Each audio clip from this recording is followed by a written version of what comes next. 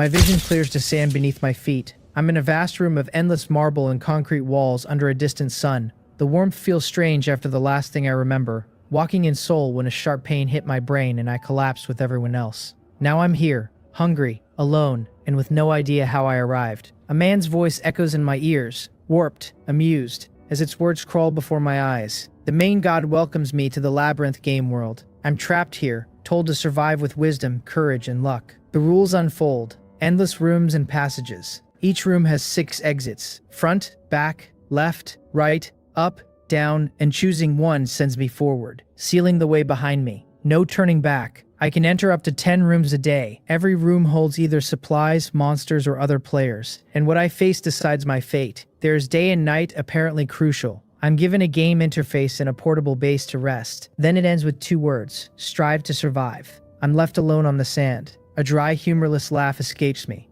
I was on my way to meet a beautiful woman in Seoul, to exchange fencing skills at a hotel, and before I even checked in, the main god dragged me into this world. I shout at the sky, demanding to be sent back, swearing I'll stop fooling around, but there's no response. From the novels I've read, a main god usually runs reincarnation teams, not some absurd labyrinth game. Whoever is behind this must be a smug lunatic with a twisted sense of humor.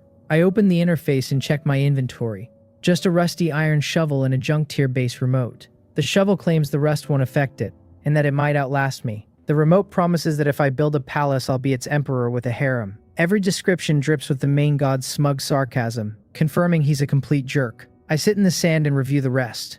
A room counter at 0, full health and condition, level 1 with no experience. A chat panel sits in the corner, world and regional channels, 1 message per day. There's also an auction house, player trading and crafting recipes, bread, 50 grams of flour and 100 milliliters of water, a stone knife, 1 piece of stone, a spear, 2 pieces of wood. Crafting needs real materials and rare items require blueprints. If I want to live, I'll have to scavenge. The world channel is chaos, people crying about gods, transmigration and death games. One man questions his faith, another mocks him, a third calls this what it is, not survival, but a death game. None of it helps. I need strategy, not panic. I switch to the regional channel, a fixed 1,000 players, each with a real face, name, and level. Nickel suggests tapping walls for echoes. Sanseol says the walls aren't what they seem, indestructible, soundproof. Byong laughs, cursing his old job, shouting he's finally free. Everyone is level 1. No one is moving.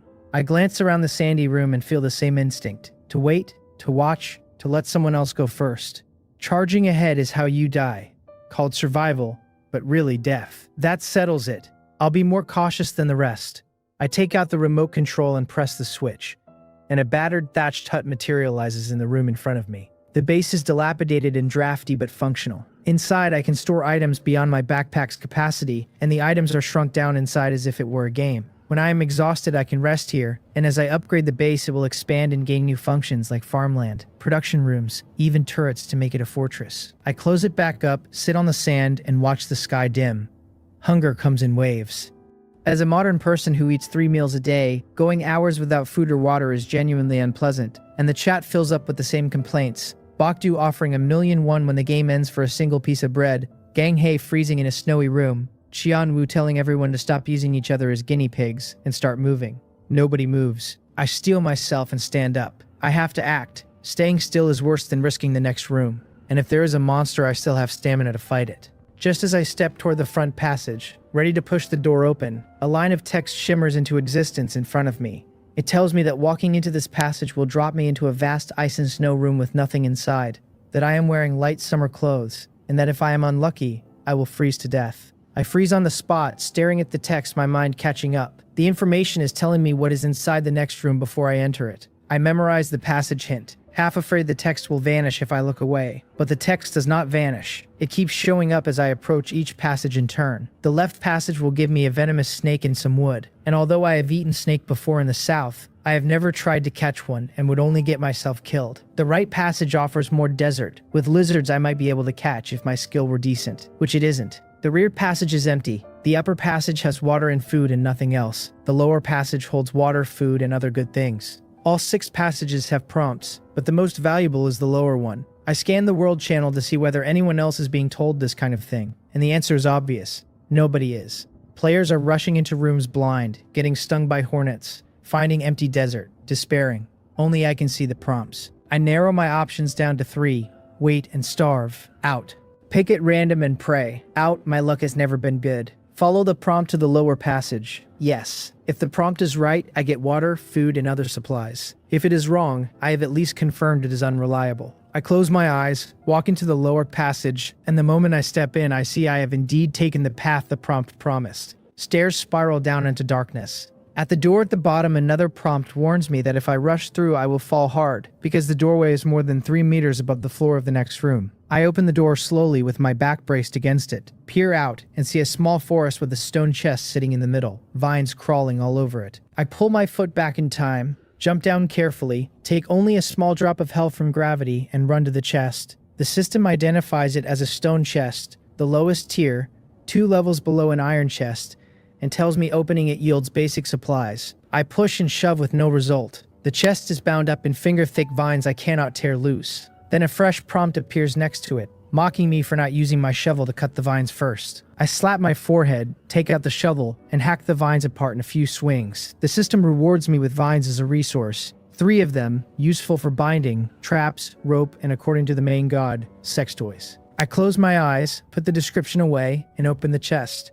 I obtained 3 bottles of Yahaha 500 milliliter mineral water and 500 grams of rice. The system also informs me that the stone chest itself can be carried in my backpack at the cost of 3 slots, or broken down into stone material at 1 slot, or kept as decoration inside my base where it can store 20 items. The main god's commentary calls it ugly and recommends I break it down, but I want my hut to have something valuable in it, so I summon the base and shove the chest inside. Then I bring up crafting and try to make a serving of rice, only for the system to tell me I have no water. After a moment of cursing, I notice the mineral water can be broken down into 500 milliliters of water in a bottle. I disassemble 1 bottle and craft the rice. A few seconds later, a rice ball drops into my backpack. I eat it on the spot, holding it in both hands, the warmth of fullness spreading through my stomach until I am almost happy. 1 ball is not enough. I have a second. It is the first time in my life that plain rice has ever tasted that good. With the panic of hunger gone, I look at the vines in my pack and realize that everything in this world is probably a usable resource. I take the shovel back out and chop down one of the larger trees in the forest. And sure enough, the system gives me wood. Smaller trees only become firewood. I stay in the room and keep stripping it, gathering whatever I can. I clear the room out down to the turf, and the wild grasses do not register as anything valuable. The sun is starting to fade and I need to see, so I open crafting and discover a torch recipe that takes 1 piece of wood and burns for 10 minutes. I make 1. My current haul is 4 wood, 2 of the mineral waters, 300 milliliters of water, an empty water bottle, 350 grams of rice, 4 vines, 24 pieces of firewood, and the stone chest. The backpack only has 10 slots, so I store the bulk inside the chest in the base. I am full for now, so I will rest only when my body says so. As I am about to keep moving, a new prompt appears telling me that the stone under the large tree root is unusual. Extremely hard, the root could not erode it. I had not bothered digging the tree out by the roots because it was not worth the time, and I had missed the stone entirely. I plant the torch in the ground, dig the stone out, and find a piece of quartz that is white through and through and ice cold to the touch. The system describes it as exceptionally hard, useful for building, and possibly other things. The next prompt suggests I use the quartz to craft a sharp stone spear that will help me kill monsters. The recipe asks for 2 wood and 1 stone, with a note that the harder the stone, the more lethal the spear, and the main god snarking that diamond is the hardest and most suitable. A 2-meter stone spear materializes in my hand, taller than I am, and the heft of it gives me real security. If I run into another snake or whatever the labyrinth throws at me, I can simply impale it. I tuck it away and wander the room, hoping for more prompts, and pull up the world channel to see how everyone else is doing. People are stuck in front of doors trying to decide whether to open them, dying inside roasting deserts, complaining that materials like dirt and sand and debris are nearly worthless, and that the 10-slot backpack forces hard choices about what to keep. The regional channel is more useful, Jiho offering to be someone's girlfriend for food, Manhwa warning everyone that the downward passage drops you a long way, and he has hurt himself badly. Richard advising people to camp until sunrise without a torch. From the day and night warnings I gather that monster activity tracks the cycle and that night may give me opportunities against creatures that rest after dark. Those of us with prompts are simply living a different game from those without. I circle the room a few more times without seeing anything new. The original passage is sealed. 5 directions are open, and prompts attached to each one. The room ahead has nothing but lowest plateau soil, edible only as famine food and difficult to digest. The room behind has a pack of wild boars. One I could kill, but a pack would just be feeding them. The left room has a pool with fish I cannot reach because my swimming is bad, though I could at least gather some water.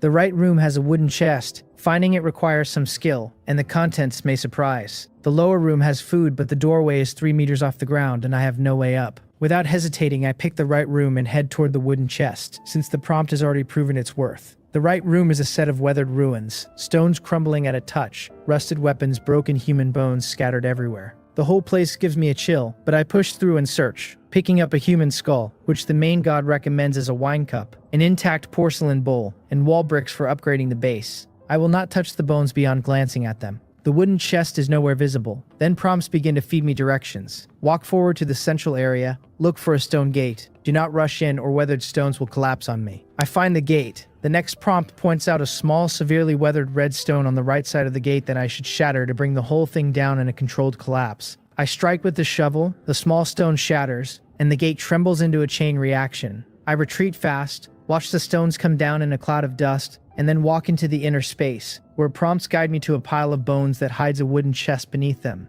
But before I can reach in, a fresh prompt stops me cold. It asks me whether I know why so many human bones are piled on top of this wooden chest, and answers itself, because those fellows are all dead. The hint hovers right around the chest. My whole body comes to a halt and a cold sweat breaks out over me. If it weren't for the hint, would I have died here just like these people? I step 3 full steps back and eye the chest, unsure how to proceed. The next prompt explains, this is no ordinary chest. It is a treasure chest monster, and if I charge straight up to it and reach my hand or head inside, it will reveal its true form and tear me to shreds. Looking at the skeletal remains littering the floor, I see the descriptions match. Every body is either missing its hands or missing its head. I gulp hard. The next prompt tells me to use the stone spear, pry the lid open, and then drive the spear hard through the gap to kill the creature inside. I take a long breath, force my fear down, ease the lid up with the spearhead, and then thrust with everything I have. A whistling shriek tears from the chest as black-bristled limbs sprout from its sides and the body cavity opens into a maw of arrow-sharp teeth. My spearhead sinks into a long red tongue. The system tells me this is the main god's proudest creation, designed to toy with players, and that killing it will give up its treasures. I brace the butt of the spear against my own breastbone and use my hard chest as leverage, as the thing thrashes. The pain in my sternum is enormous, but I refuse to let go. My face goes red with effort, my breath catches, and I drive the spear through its body. The system confirms the kill, and even after the prompt I keep stabbing the thing several more times before I can make myself stop. A small black stone like a black diamond appears in my hand, an earth demon core. The description says the core has earth attribute magic and a wide range of uses. I do not know what to do with it yet, so I drop it into my pack and turn to the corpse. A prompt offers to decompose it. I do not let it yet. I reach into the dead monster's mouth and pull out an object of cold marble, hollowed out and shaped with a stylized flower, an incomplete small magic fountain of excellent grade, which the description says can be completed by setting a water demon core into the base, then powered with an energy source to draw water elements from the air and produce 1 liter of water per day. The main god's note calls it an ornament. The system also lists the in-game grade ladder for me. Trash, common, excellent, perfect, rare, legendary, epic, mythic. I murmur the words magic fountain under my breath, marveling. I am not short on water yet, so I will save the water demon core search for later. With this fountain in my future, I will not have to fear thirst again. I store it. I let the system decompose the chest monster, and I receive 2 portions of thigh meat on the bone, 2 portions of forelimb meat on the bone, and 4 pieces of wood. The limbs were thin, so what is called meat on the bone is mostly skin, but the system has thoughtfully scraped off the black bristles. Living off only rice in this labyrinth would leave me malnourished, and I need protein. I rest a moment, sweep the room again, and find nothing but a large quantity of wall bricks, which I collect because they take only 1 slot no matter how many I haul. I am going to need them to upgrade the base. I move forward into the next room, which holds nothing but iron ore, and I take 10 pieces. Then I move left into a room with a bit of food, and add 500 grams of flour and 50 grams of sesame oil to my pack. By the time I have all of that, my body is finished for the day. I open the steamed bun recipe, 50 grams of flour, 100 milliliters of water, 3 firewood, and the grilled treasure chest monster forelimb recipe, and I make myself a meal. The buns are fragrant. The grilled meat tastes embarrassingly gamey, like cheap mutton. The system seems indifferent to taste. I light my own fire and grill the rest of the skin myself, which takes a while, and I spend the time scrolling chat. Players have been finding strange things. Earthworms that supposedly taste like chicken, Accumulated materials but no water. A man who dug up turf to see what was beneath while a bull stood and watched. I check the regional channel and see that the population has dropped from 1,000 to 888 in a single day. The missing have died to the Labyrinth's monsters. Sui has rice but no water and is gnawing on it dry. Myung Yu has water but no food and wants to trade. Then there is Gairu, telling everyone not to touch the chests because his hand was bitten off by one and he is bleeding out, beginning to drift, saying he is going to sleep. The channel offers him gentle blessings, while a few skeptics insist he is lying. In the regional channel, players are sending blessings to Gairu, hoping that when he wakes from this dream he will leave the terrible labyrinth and return to the normal world. A few are skeptical and insist Gairu is lying, that there is no such thing as a treasure chest monster, and the chests have good things inside. I sigh into my own fire, knowing that without the prompt I would have died exactly as he did, swallowed alive by a chest mouth full of arrow-shaped teeth. I finish the last piece of self-grilled chest monster meat, throw the bone into the firewood pile, summon the base, and fall into the most peaceful sleep I have had since arriving. When morning comes and the false sun warms my face, I eat 2 steamed buns and head out to keep exploring. But this time the prompts in front of me all describe traps. The room ahead is a trap and arrow corridor I might survive if I have agile reflexes like a wildcat, or any item that can block flying arrows. The left room is a tropical rainforest in mountain leech breeding season. Rushing in is suicide. The right room holds a riddle wizard who will reward correct answers and kill me with magic if I cannot answer. The room above has 2 centaur archers who will turn me into a hedgehog. The room below is an escape room I might solve with my prompts but cannot complete because I lack a key item. Every direction is dangerous. I rule out the leeches first because I have seen documentaries about them. I rule out the riddles because the game is too new for me to know its lore. I rule out the centaurs because in Warcraft those things ran fast and shot accurately, and even an arrow-blocking shield will not save me from being chased through their range. I rule out the lower room because I lack the required item, and if I do not have it, no other player has it either, so no auction will save me. That leaves the trap room, and the prompt explicitly says a tool that blocks arrows is enough. I open crafting and look for defensive items. The wooden shield blocks ordinary blows but can be pierced by powerful arrows and has poor durability. The leather shield, wood cord and animal hide covered, blocks most damage but still loses to powerful arrows. The iron-plated shield is wood cord and iron-faced, and the description calls it invincible in the early game until durability runs out, with ordinary arrows unable to pierce it. The armor recipes, cloth, leather, light, heavy, all require blueprints I do not have, but the iron-plated shield does not, so that is my answer. The recipe needs 3 iron plates, 1 wooden hammer,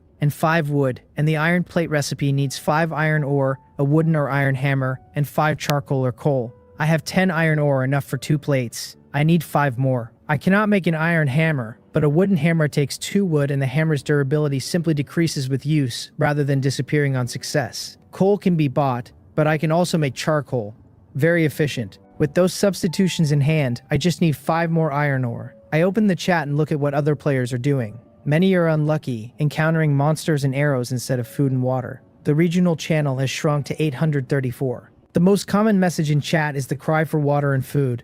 I have plenty of food right now. Flour and rice, enough for several days.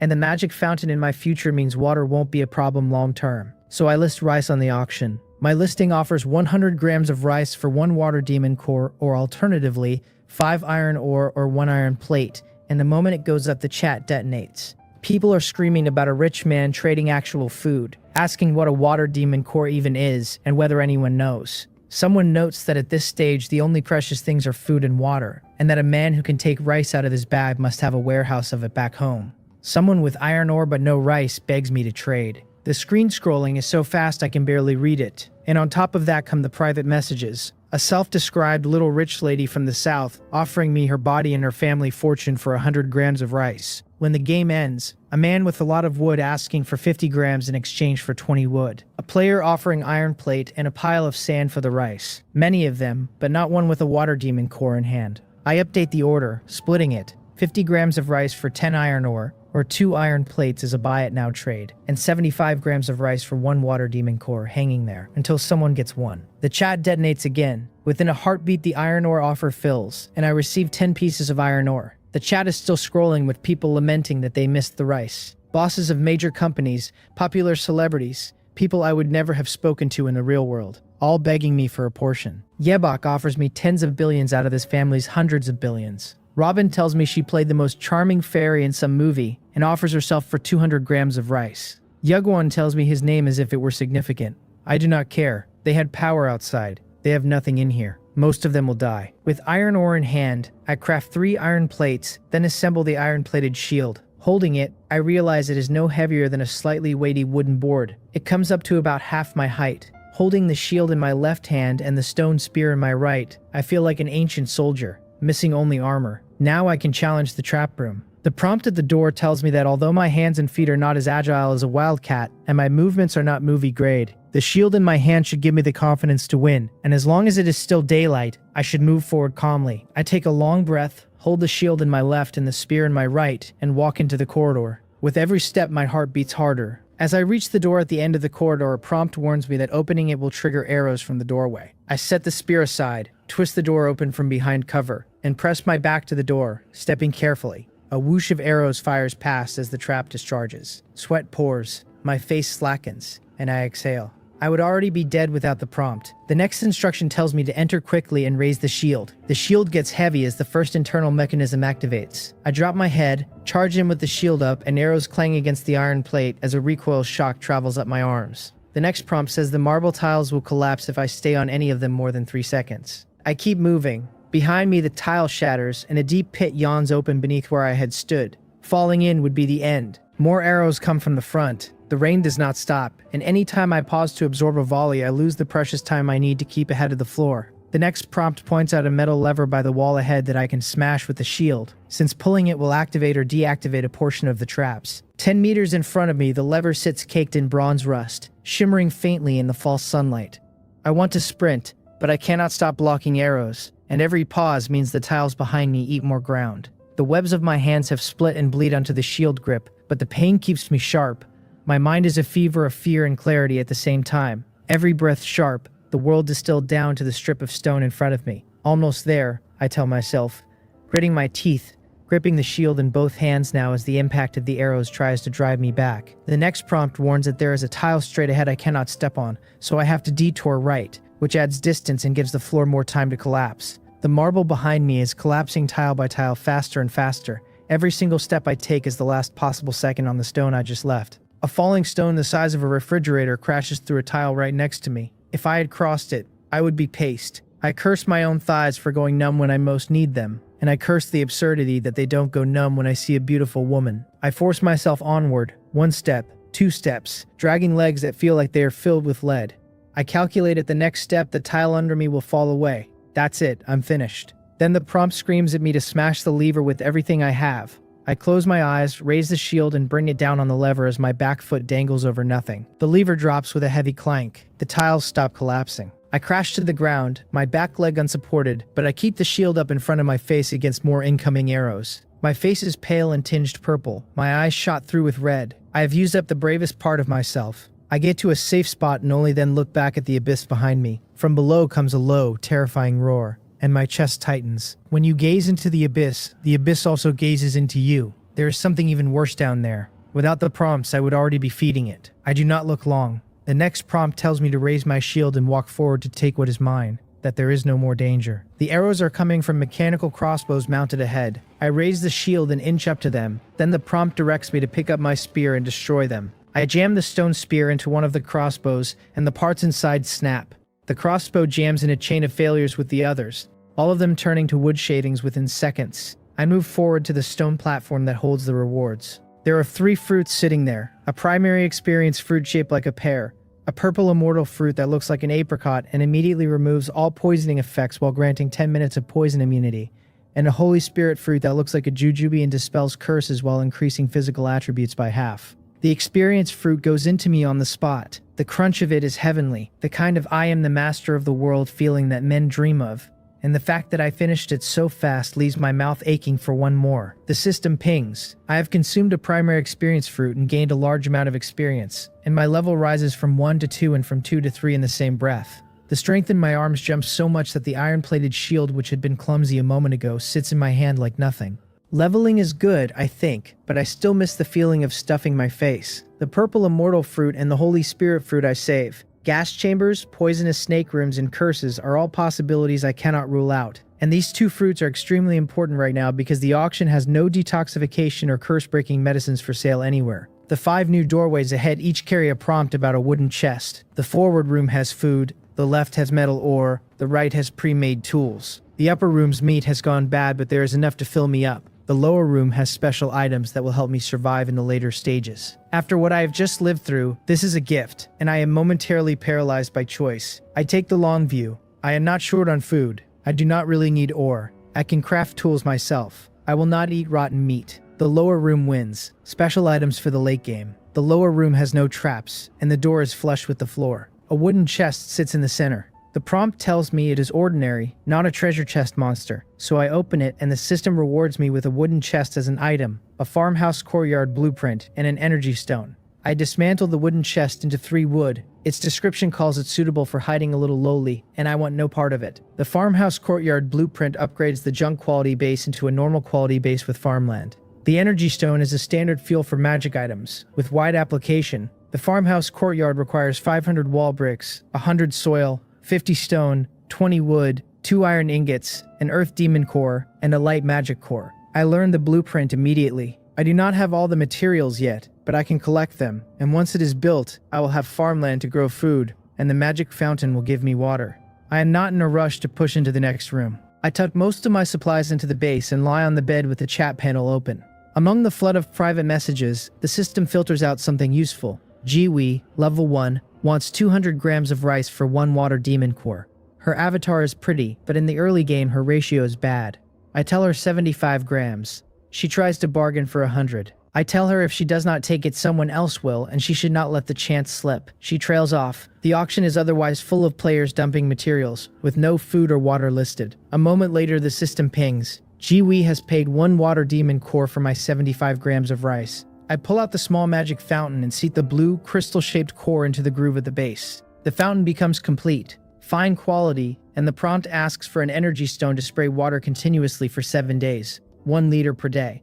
After the trap room, I have already drained one of the mineral water bottles and am down to barely 300 milliliters. In a little while, I would be in trouble. A person can survive at most 3 days without water, and I can already feel the early symptoms hovering. I insert the energy stone. The fountain begins, a tiny stream of water rising from a flower-shaped nozzle and pooling in the base's reservoir, which holds a liter at a time. The fountain only works inside the base. I am no longer in danger of thirst. I disassemble my last bottle of mineral water into 300 milliliters of water in a bottle, and then I list water. 200 milliliters for 1 light magic core, 50 milliliters for 2 iron ingots. The fountain produces a liter a day, which is more than many players have found in 2 days, so I am giving up almost nothing. The chat detonates a 3rd time. People declare me a god of the early Labyrinth. At this moment, I am willing to call Jiho a god, the god of the early maze game. Someone asks what I keep wanting these strange items for, and how much I really know about the maze game.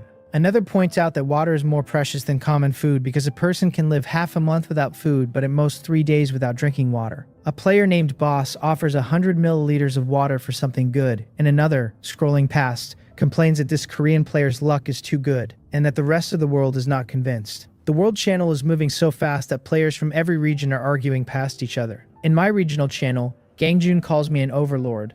Jiho, you really are an overlord. Gangho points out my level is already 3. Yusika laments that her own experience bar is at 4/5 even after 4 rooms, and asks how I have leveled this fast. A flood of private messages comes again, but I do not bother. 2 iron ingots arrive in my inventory. Now the farmhouse courtyard upgrade is 1 step closer. Wall bricks 500 out of 500, soil 0 of 100, stone 0 of 50, wood 7 of 20, iron ingot 2 of 2, earth magic core 1 of 1, light magic core 0 of 1. The bricks I picked up from the chest monster room saved me. Soil, stone, and wood are easy enough. The earth demon core came from the chest monster. All I am missing is the light magic core.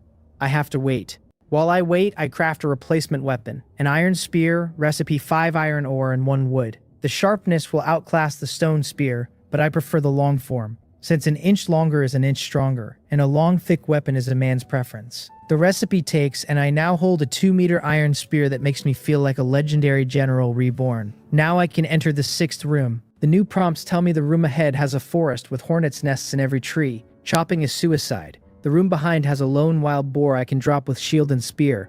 The left room is full of ice and snow with snow water I can collect briefly. The right room has a labyrinth sprite captured by an evil goblin magician. And if I kill the magician at night, I rescue the sprite for a special reward. The lower room is full of venomous snakes and certain death without protective gear. The sprite and magician option is what catches me. The prompt did not mark the room as dangerous, so I can go.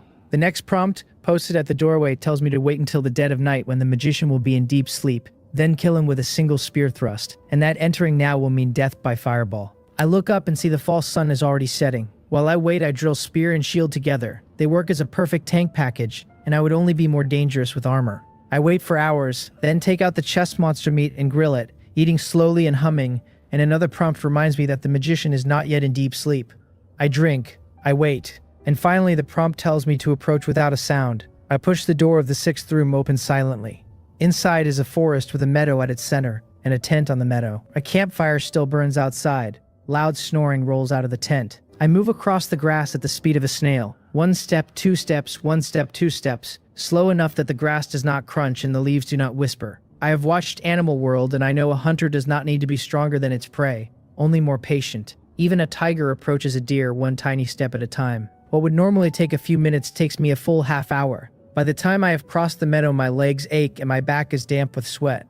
But I have arrived outside the tent without so much as a creak. Through the gaps in the canvas, I can see the magician's greenish belly rising and falling, and, tied near him, the sprite, about the size of a small baby, with translucent wings on her back, wearing exquisite cloth clothing glowing with a faint green light. Then she suddenly cries out, "Brave adventurer, please, save me," in a voice like a child's, loud and bright and absolutely the worst possible thing she could have done. The magician's eyes snap open, and his right hand grabs his wand, his head turning toward the tent's entrance. He has just woken from deep sleep and cannot work out what is happening fast enough. I curse her under my breath. What a pig of a teammate, and lunge, driving my spear at his stomach. He shouts at me, calls me an insidious, despicable human, and starts gathering red fire at the tip of his wand. The prompt tells me to raise the shield right now. I yank the spear back and slam the shield up just in time as a fist-sized fireball detonates against the iron plate, the explosion of flame whipping outward and throwing the shield back. The plate is scorched black. My health drops by 20%. A fireball is magic damage, not pure physical,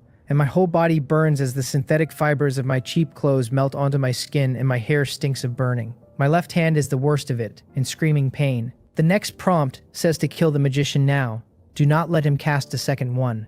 My desperation is what carries me. I drop the shield, grip the spear in both hands, ignore my hand, and drive the spear into his sternum with everything I have. At level 3, I have 1.5 times normal strength, and the spear punches through skin, threads down between ribs, and shreds his organs. Goblin anatomy may be different from human, but everything inside dies regardless of which side it is on, and the magician's eyes go wide and he breathes his last. The system pings me twice for killing a higher level enemy, and I jump from level 3 to 4, and 4 to 5. My left hand is genuinely ruined now from forcing it through the kill. The system tells me my left hand is fractured, advises a healing potion, and I have no idea where to find one. Then the next prompt tells me not to worry. Go untie the sprite, she can heal me. I cut her bonds with my right hand.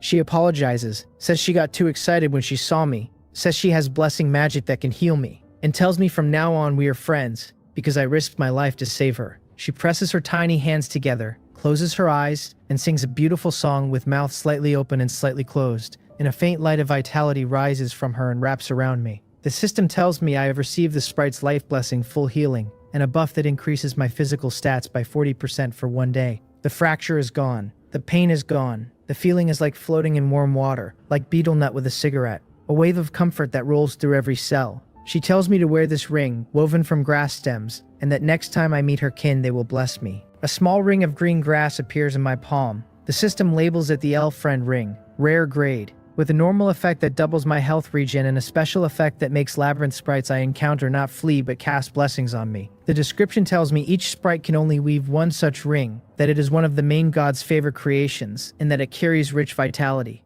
I stare at the ring in surprise. Rare grade items should not appear until the mid-game, and should still be uncommon then. In the early game, even perfect grade items are rare, and a ring like this is an early game artifact. I think about it and understand the design. Saving a sprite from a goblin magician was almost certainly meant to be impossible for an early game player, since most of them have nothing in hand, not even a stick, and would simply burn under the fireball. The ring is the prize for doing the impossible, and the only reason I am holding it is because the prompts let me do what was supposed to be undoable. I tell Nicole goodbye, wish her safe travels, and call her Little Nicole. She flaps off into the air, smiling. The system asks if I want to salvage the magician. I do. I obtain Goblin Secret Drug ×1 in a green glass bottle, the Goblin Healing Herb Recipe, Goblin Meat ×5, Goblin Blood 500 milliliters, and an Energy Stone. The Goblin Secret Drug, an excellent grade item, increases strength by 30% on consumption, but it is extremely bitter and must be taken with something sweet, or its effect is halved. I have nothing sweet, so I save it.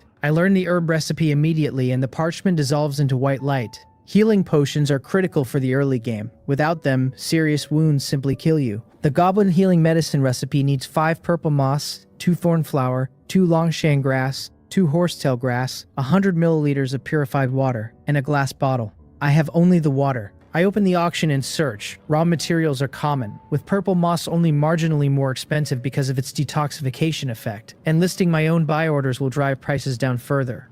There is no healing medicine for sale anywhere, because medicine is too precious. I am already a step ahead of the rest of the labyrinth. I keep the goblin blood and the energy stone and put the goblin meat aside as well, because the meat is sour and foul with a description that warns one bite ruins your day. I do not need to be disgusted, but I might need food in an emergency. As I am preparing to leave the room, the system chimes. The 200 milliliters of water has sold, and a light magic core arrives. With it, the upgrade requirements close. Mud is everywhere. 1 shovel cubic gives me a unit, and I quickly hit 100. Wood is easy in this forest, and I exceed the 20 I need by chopping a few more trees. Stone is what I am missing. In the next room, described in the prompt as full of rocks where wild mice live in the cracks, gives me the chance, but it requires a chisel. Recipe 5 iron ore or 1 iron ingot, 5 charcoal, and 200 milliliters of water.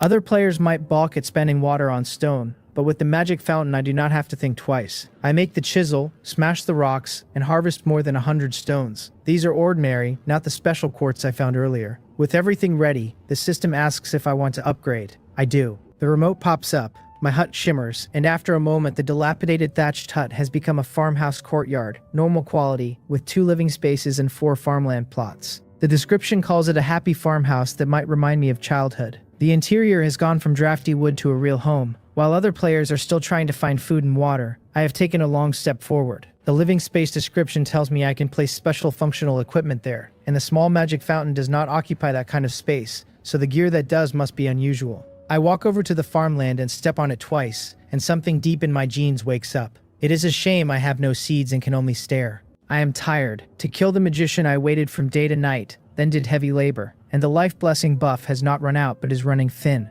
I will sleep. In the past I would have scrolled my phone in bed. Now I scroll the channels. Players are pinned in rooms with wolves they dare not move on. Others are dying for healing medicine. Others are begging Brother Jiho to come back and sell water. Once you have demonstrated a thing, people decide you are a wilderness expert, and I let them think it. In the regional channel, Jiho tells everyone to make a weapon, so they can fight back when they meet beasts. Hyun-sung calls her the #1 person under that man. Yu calls me terrifying for already being level 5. Jae-sung confesses he tried to slaughter a sprite and got cursed. Seoli shows off a normal grade combat knife from a treasure chest. The gap between me and them is wide. Sleep takes me down quickly. I wake up and step into the 8th room. It is an orchard. Most fruit has rotted or turned poisonous, but the tangerines are still good. I take 9 of them. The system labels them sweet tangerine, common quality, a main god variety that is sweet and edible. In the real world, I would not have been excited by a tangerine. In the south, you can buy 2.5 pounds for 10 won. But here I bite into one and the fragrance fills my mouth, the peel peeled off carefully. The chew of it slow and almost tearful. The main god's twisted humor aside, the things he creates are surprisingly decent. Now I have something sweet. I take out the goblin secret drug. The bottle is a black-green stagnant watercolor, and the smell hits me before the taste, foul and rotten. I peel a tangerine, put it in my mouth and pour the drug after it. The bitterness is enormous, with a numbing edge beneath, and I bite the tangerine hard to neutralize it. Only then does it smooth out. The system confirms my strength is up 30%. The medicine warms in my belly and a current flows through me. My muscles actually grow under my skin and split my jeans in several places. With the iron-plated shield and the iron spear, I look like an ancient general. A man who feels his own strength wants to find someone to test it on, the way a rich man wants to spend money on women. And I want a labyrinth monster to test mine. I prepare for the 9th room. The new prompts tell me the room ahead is a swamp needing special equipment. The right room has an iron chest guarded by an adult quill-spiked wild boar. I risk injury, but the chest's items are critical for my future survival, so I should give it a try. The left room is empty. The lower room has water and a rotting wild dog with disease. The quill-spiked wild boar is not a normal boar, and after my adrenaline-fueled certainty earlier, I hesitate. The opportunity carries the risk. Without risk, there is no opportunity. I decide on the right and pick up my shield. A new prompt warns that opening the door triggers the boar's charge. I open carefully, hear the thumping rush, and get the iron-plated shield up just in time. A clang shudders through me as if a 100-pound sledgehammer has hit the shield, and my left hand throbs under the impact. The system tells me the shield has taken several violent impacts already, that durability is low, and that it is about to break. I curse loudly. The shield had already lost half its durability under the magician's fireball, and I had thought what was left would last me days. I had not expected to lose it in a single charge. The boar in front of me is no simple beast, over 100 pounds of muscle, fanged, black-skinned all over its body, with a ring of arrow-sharp spikes growing around its neck. The spikes are a defensive feature that will spear any other beast trying for a throat-locking move, and almost certainly send it home in pieces. I am a level 5 player. I have the goblin's secret drug active, and I am no longer the weakling I was before. I drop my care for the shield, usable for now, and if it breaks, I will just make another. Pick up the spear and drive it into the boar's body where its weight pushes against my shield. The spear punches through the defenses, breaking through cleanly and piercing all the way out the other side, blood spraying. I feel a surge of joy, pull the spear back, ready a second strike. But the boar feels its death, screams and goes berserk. It knows it is either me or it. It slams into the shield with everything it has, its hard fangs hammering through the iron plate and striking inside, and the iron-plated shield breaks as the boar's body rams my chest. A dull ache spreads through me, my lungs take the blow and my breathing stutters. My health drops 30% and the system tells me a piece of my sternum is fractured. I am furious now, the kind of fury that pushes pain into the background. I drive the spear back into the boar, do not pull it out, swing it like a lever, and the immense strength I have built up tears the boar's belly open, ripping its muscles apart. It stops moving. The system confirms the kill. I spit a mouthful of bloody saliva onto its corpse. I am seriously injured. My health bar will recover, but the fracture's effect lasts a while. I am annoyed, but I am not panicked. I can craft a goblin healing potion. Recipe 5 purple moss, 2 thorn flower, 2 longshan grass, 2 horsetail grass, 100 milliliters of purified water, 1 glass bottle. I open the auction and list trades using goblin blood, since I have plenty of water and do not need it to drink. 200 milliliters of blood for 5 purple moss, 75 milliliters for 2 thorn flower or 2 longshan and 2 horsetail, 75 milliliters for 1 glass bottle. The chat erupts again. Brother Jiho is selling goblin blood.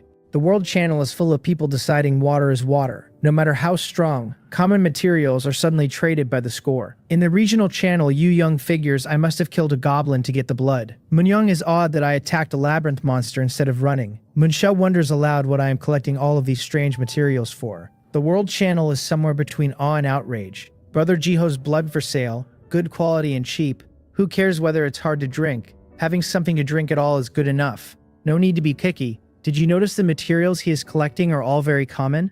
Why is he collecting these things? Could there be a special use? And underneath that, the cynics. So what if there's a use? If he doesn't tell you, the stuff just rots in your hands. I close all of it. The materials I need for the healing potion will follow once buyers see the listings. What I need now is to start the work, and what I need above all is to stay alive long enough for the labyrinth to keep handing me chances. Other players are still trying to find a single mouthful of drinking water. I am sitting in a thatched hut turned farmhouse with a magic fountain running, a sprite-blessed ring on my finger, and the recipe for healing potions in my head. The gap between me and the rest of the world is widening one room at a time, and the prompts are the only reason for it. Everyone in this game is alone with the same main god. I am alone with him plus a whisper at every doorway. As long as I do not get arrogant, the whisper will keep me alive. The regional chat channel is alight, and my private inbox is filled up with messages I did not invite. Most of them ask the same thing, how I got the goblin blood. A few ask why I am collecting these particular materials, hoping to pry the puzzle out of me, and some are simply trying to freeload. I do not bother answering one by one. I post in the world channel that yes, I killed the goblin magician, the blood was obtained by decomposing the corpse, and the taste is bad, which is why I am selling it. The bit about healing potions stays in my pocket, because the moment I admit to crafting them, the prices of every ingredient will jump, and I will lose money. The freeloaders I ignore entirely. Once that single message goes up, the world channel, already noisy, hits a new high. Brother Jiho, from now on you are my forever brother. I will recite your name before entering the next room. Believe in Brother Jiho. He's just a bug. Brother Jiho, he's just a bug. Can you private message me and tell me how you killed the goblin? I was just chased by a goblin that could shoot fireballs, and Brother Jiho actually killed the thing. That vented some frustration for me. Brother Jiho is awesome. In the regional channel, So Yang gasps that the big shot is sitting in the same room as the rest of them, and that she has been the clown all along. Jiwei tells the others that as long as I am here, the channel is blessed and they will eat well by following me, and Nickel guesses that I must be a top expert from Korea, someone who knows real ancient martial arts. I let them all guess. The system pings 5 times.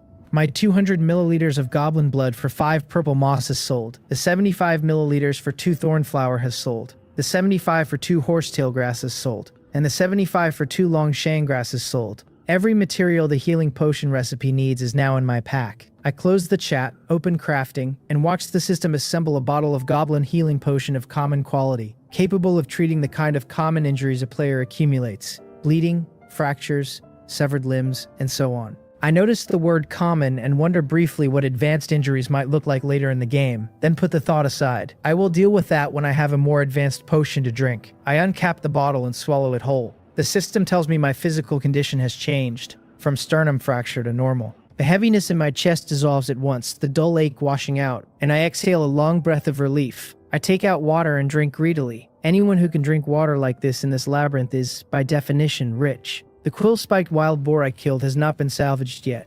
I let the system decompose it. 5 portions of wild boar meat, 500 milliliters of wild boar blood, 5 wild boar quills, 1 energy stone. 5 portions where each portion weighs 1 kilogram, means 5 kilograms total. For a creature that hurt me badly, the meat yield is staggering, and the system always reduces the amount I get from a corpse below the actual mass, so this beast must have been substantial. I will not need to look for food for many days. The wild boar meat, despite being wild, is described as having the same texture as a local domestic black pig, after the main god's tweaks, and that is far better than goblin meat could ever hope to be. The wild boar blood is more interesting still. Drinking 500 milliliters increases my health bar's cap, the description quoting the main god's belief that you are what you eat. The quills are extremely sharp arrow material, capable of piercing ordinary shields below fine grade, and now I understand why my own iron-plated shield broke under the boar's charge. The spikes punching through the iron plate were not random fang strikes. They were these quills working as nature intended. The shield was probably never going to outlast the encounter no matter how I played it.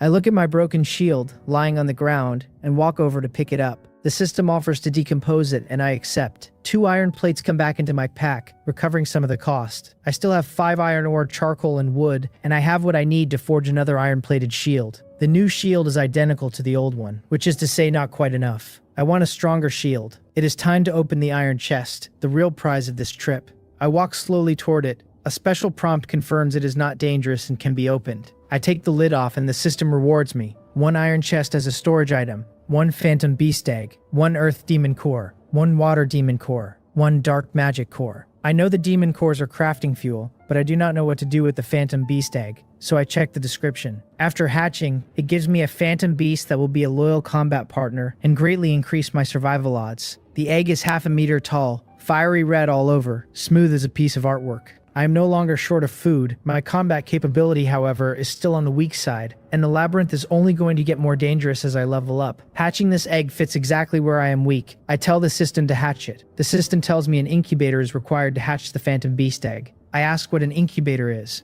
The system ignores me. The auction house, when I search for phantom beast egg and incubator, returns nothing. At this stage, anyone whose exploration progress is even remotely close to mine is effectively me, and players without prompts certainly will not have stumbled into an incubator yet. I will have to wait. I place my hand on the warm shell and feel a heartbeat inside, faint but real. I tell the egg I will give it a name even though it is not yet born. I will call it Buja. I had always wanted to raise a dog when I was working in the real world, but never had the money to keep one in the city, and I had picked the name Buja for that hypothetical dog and kept it in the back of my mind ever since. Money was never quite enough. Raising a dog in a big city was hard. The pet I now have was not the one I planned for, but the name fits. After picking the name, I eat a little rice, rest, take up spear and shield, and check the rooms in the next directions. The room ahead has some pornographic books. The main god's commentary suggests I might want them if lonely and bored, and I do not. The left room is full of poisonous insects, and although I have antidotes, I have no protective gear, so I would only end up running around the map after being stung. The right room has a patch of quicksand and yellow soil and gives me nothing if I pass through. The room above has a goblin magician currently hunting prey, and I would only become his prey if I climb up. The lower room is described as interesting, a main god game designed to play with human hearts, and the prompt encourages me to enter it and expose the twisted setup. I smile at the prompt. The main god wants to toy with players, but he cannot toy with me. I head down. As I walk the stairs, I wonder what kind of underhanded design awaits, whether it is the same kind of trick as the trap room where opening the door triggers hidden arrows. In the main god's eyes, every player summoned here is an ant to be crushed for amusement. At the entrance to the next room, the prompt offers no danger signal. Go in. The things inside will definitely surprise you. I push through with my emotions tangled, half certain there are surprises and half certain they come with terror. The moment I step through, a bright light floods my eyes and I lose my vision. The main god's flamboyant voice rolls out, the same one that greeted me on arrival. I am welcome to the treasure raider's room. He calls me both lucky and unfortunate. The lucky part is that this room is filled with treasure chests and any treasure I find is mine. The unfortunate part is that some of the chests contain not treasure but terrible traps and monsters, and the more chests I open, the more likely I am to release a monster. He calls me a greedy and foolish human player and tells me to make my decision. Do nothing and end with nothing, or open chests. Reach the peak of life, then fall. Everything is in your choices. The voice fades and my vision clears. I am standing in a room paved with marble, with treasure chests of every type laid out before me. Stone, wooden, iron, bronze. They are arranged in 4 rows of 5, each placed neatly on the marble, looking like beauties half undressed in sexy uniforms, waiting to be chosen. The main god's design is genuinely cruel. A player who is too cowardly to open even one chest will regret it later when a real obstacle appears that this room could have solved. A player too greedy, opening one and being fine and growing bold will detonate himself in due course.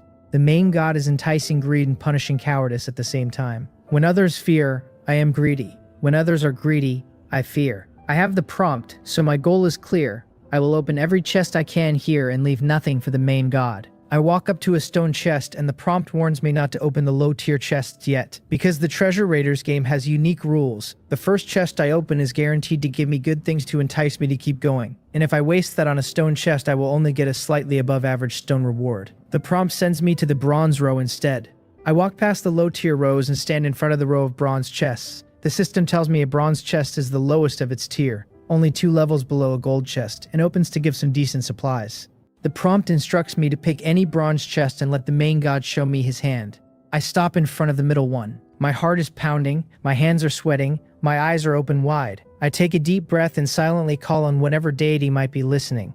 Buddha, the old heavenly master, the goddess of luck, and tell myself this is a once-in-a-thousand-year opportunity. I open the chest. The system gives me a rare grade castle blueprint, a perfect grade backpack blueprint, 5 energy stones, and the bronze chest itself, which can be kept or dismantled. 4 items, my backpack capped at 10 slots and now full. I checked the most important item first, the castle blueprint, rare grade, allowing my portable base to upgrade into a castle and unlocking many functions. The cost, any perfect grade portable base, 100 earth demon cores, 100 water demon cores, 100 fire demon cores, 100 fire demon cores, 100 dark magic cores, 500 energy stones, 2,000 wood, 5,000 stone, 200 iron ingots is enormous, but the description sells the dream. The castle is rare quality, with a common effect of granting massive living space, fields, and entertainment venues, a special effect of being settable to war state with full firepower, another that allows continual upgrades to facilities inside, another that lets me hire other players as servants. My eyes light up as I read it. The castle is the survival key for the late game. The current portable base is unbeatable now, but it will not stay that way later, and players will need a powerful base as their backbone. Nice, I think. I want not just to live comfortably in the early game, but to become a god of the maze game world by the late game. I learned the castle blueprint immediately. The perfect grade backpack blueprint goes the same way. Recipe: 5 animal hides, 5 wind demon cores. The backpack has 50 slots, adds enough back defense to be equivalent to wearing a leather armor, and increases my movement speed by 20%. The description calls it a backpack of animal hide that can not only store items but defend against arrows from behind, and even let the wearer move as fast as flying with the help of the Wind Demon Core. Unlike the castle, this backpack I can build right now. It is exactly what I need for survival at this stage. 50 slots, defense, mobility. Together they let me sneak in, snatch rare items, and run while taking attacks on the back. The backpack absorbs the hits while the speed boost gets me out. Once I clear this room, I will go to the auction and gather materials. The system tells me my 10-slot backpack is full and asks if I want to dismantle the bronze chest. I do. 3 bronze ingots return to me. That frees 2 slots, but not enough. I dump the rest of my pack into the base, keeping only the purple immortal fruit and the Holy Spirit fruit on me for poison and curse defense, so I can ensure my backpack is empty for what comes next. The next prompt warns me, I cannot open any more bronze chests right now. The remaining 4 either contain maze monsters, deadly traps, or are themselves treasure chest monsters. If I were strong enough, I could kill them, but at my current level I would only be feeding them. Go open the next iron chest. I feel a flicker of regret. A single bronze chest gave me this much. Another one would be the prize of a lifetime, but the special prompt has been right too often for me to ignore now. Don't be greedy beyond your capabilities. I calm down. I am holding broken equipment and have to use my wits, not force, and being greedy when you cannot back it up is the road to death. I move to the iron chests. The next prompt names which one, among the 5 iron chests, 4 contain danger, but only the leftmost one has good things. I walk to the leftmost iron chest. After bronze, my excitement for an iron chest is muted, but when the lid opens and the rewards hit my pack, my heart still trips. I get a fine-grade anesthetic powder recipe, a one-time use phantom beast incubator, and a small magic fountain. The incubator comes first because it is exactly what I need. Place the egg on the incubator and after 1 day a phantom beast hatches, with attributes increased by 10% because of this specific incubator, and the incubator vanishes after a single use. I now know what the farmhouse courtyard's living space is for. It is for special items like this. I open the base and place the incubator, which looks like a large bird's nest, into the spare living space next to the master bedroom. Booja, come out quickly, I think, and I place the egg on it. The system begins a countdown. 23 hours, 59 minutes, 59 seconds. I do not leave the base. I take out the second reward, the small magic fountain.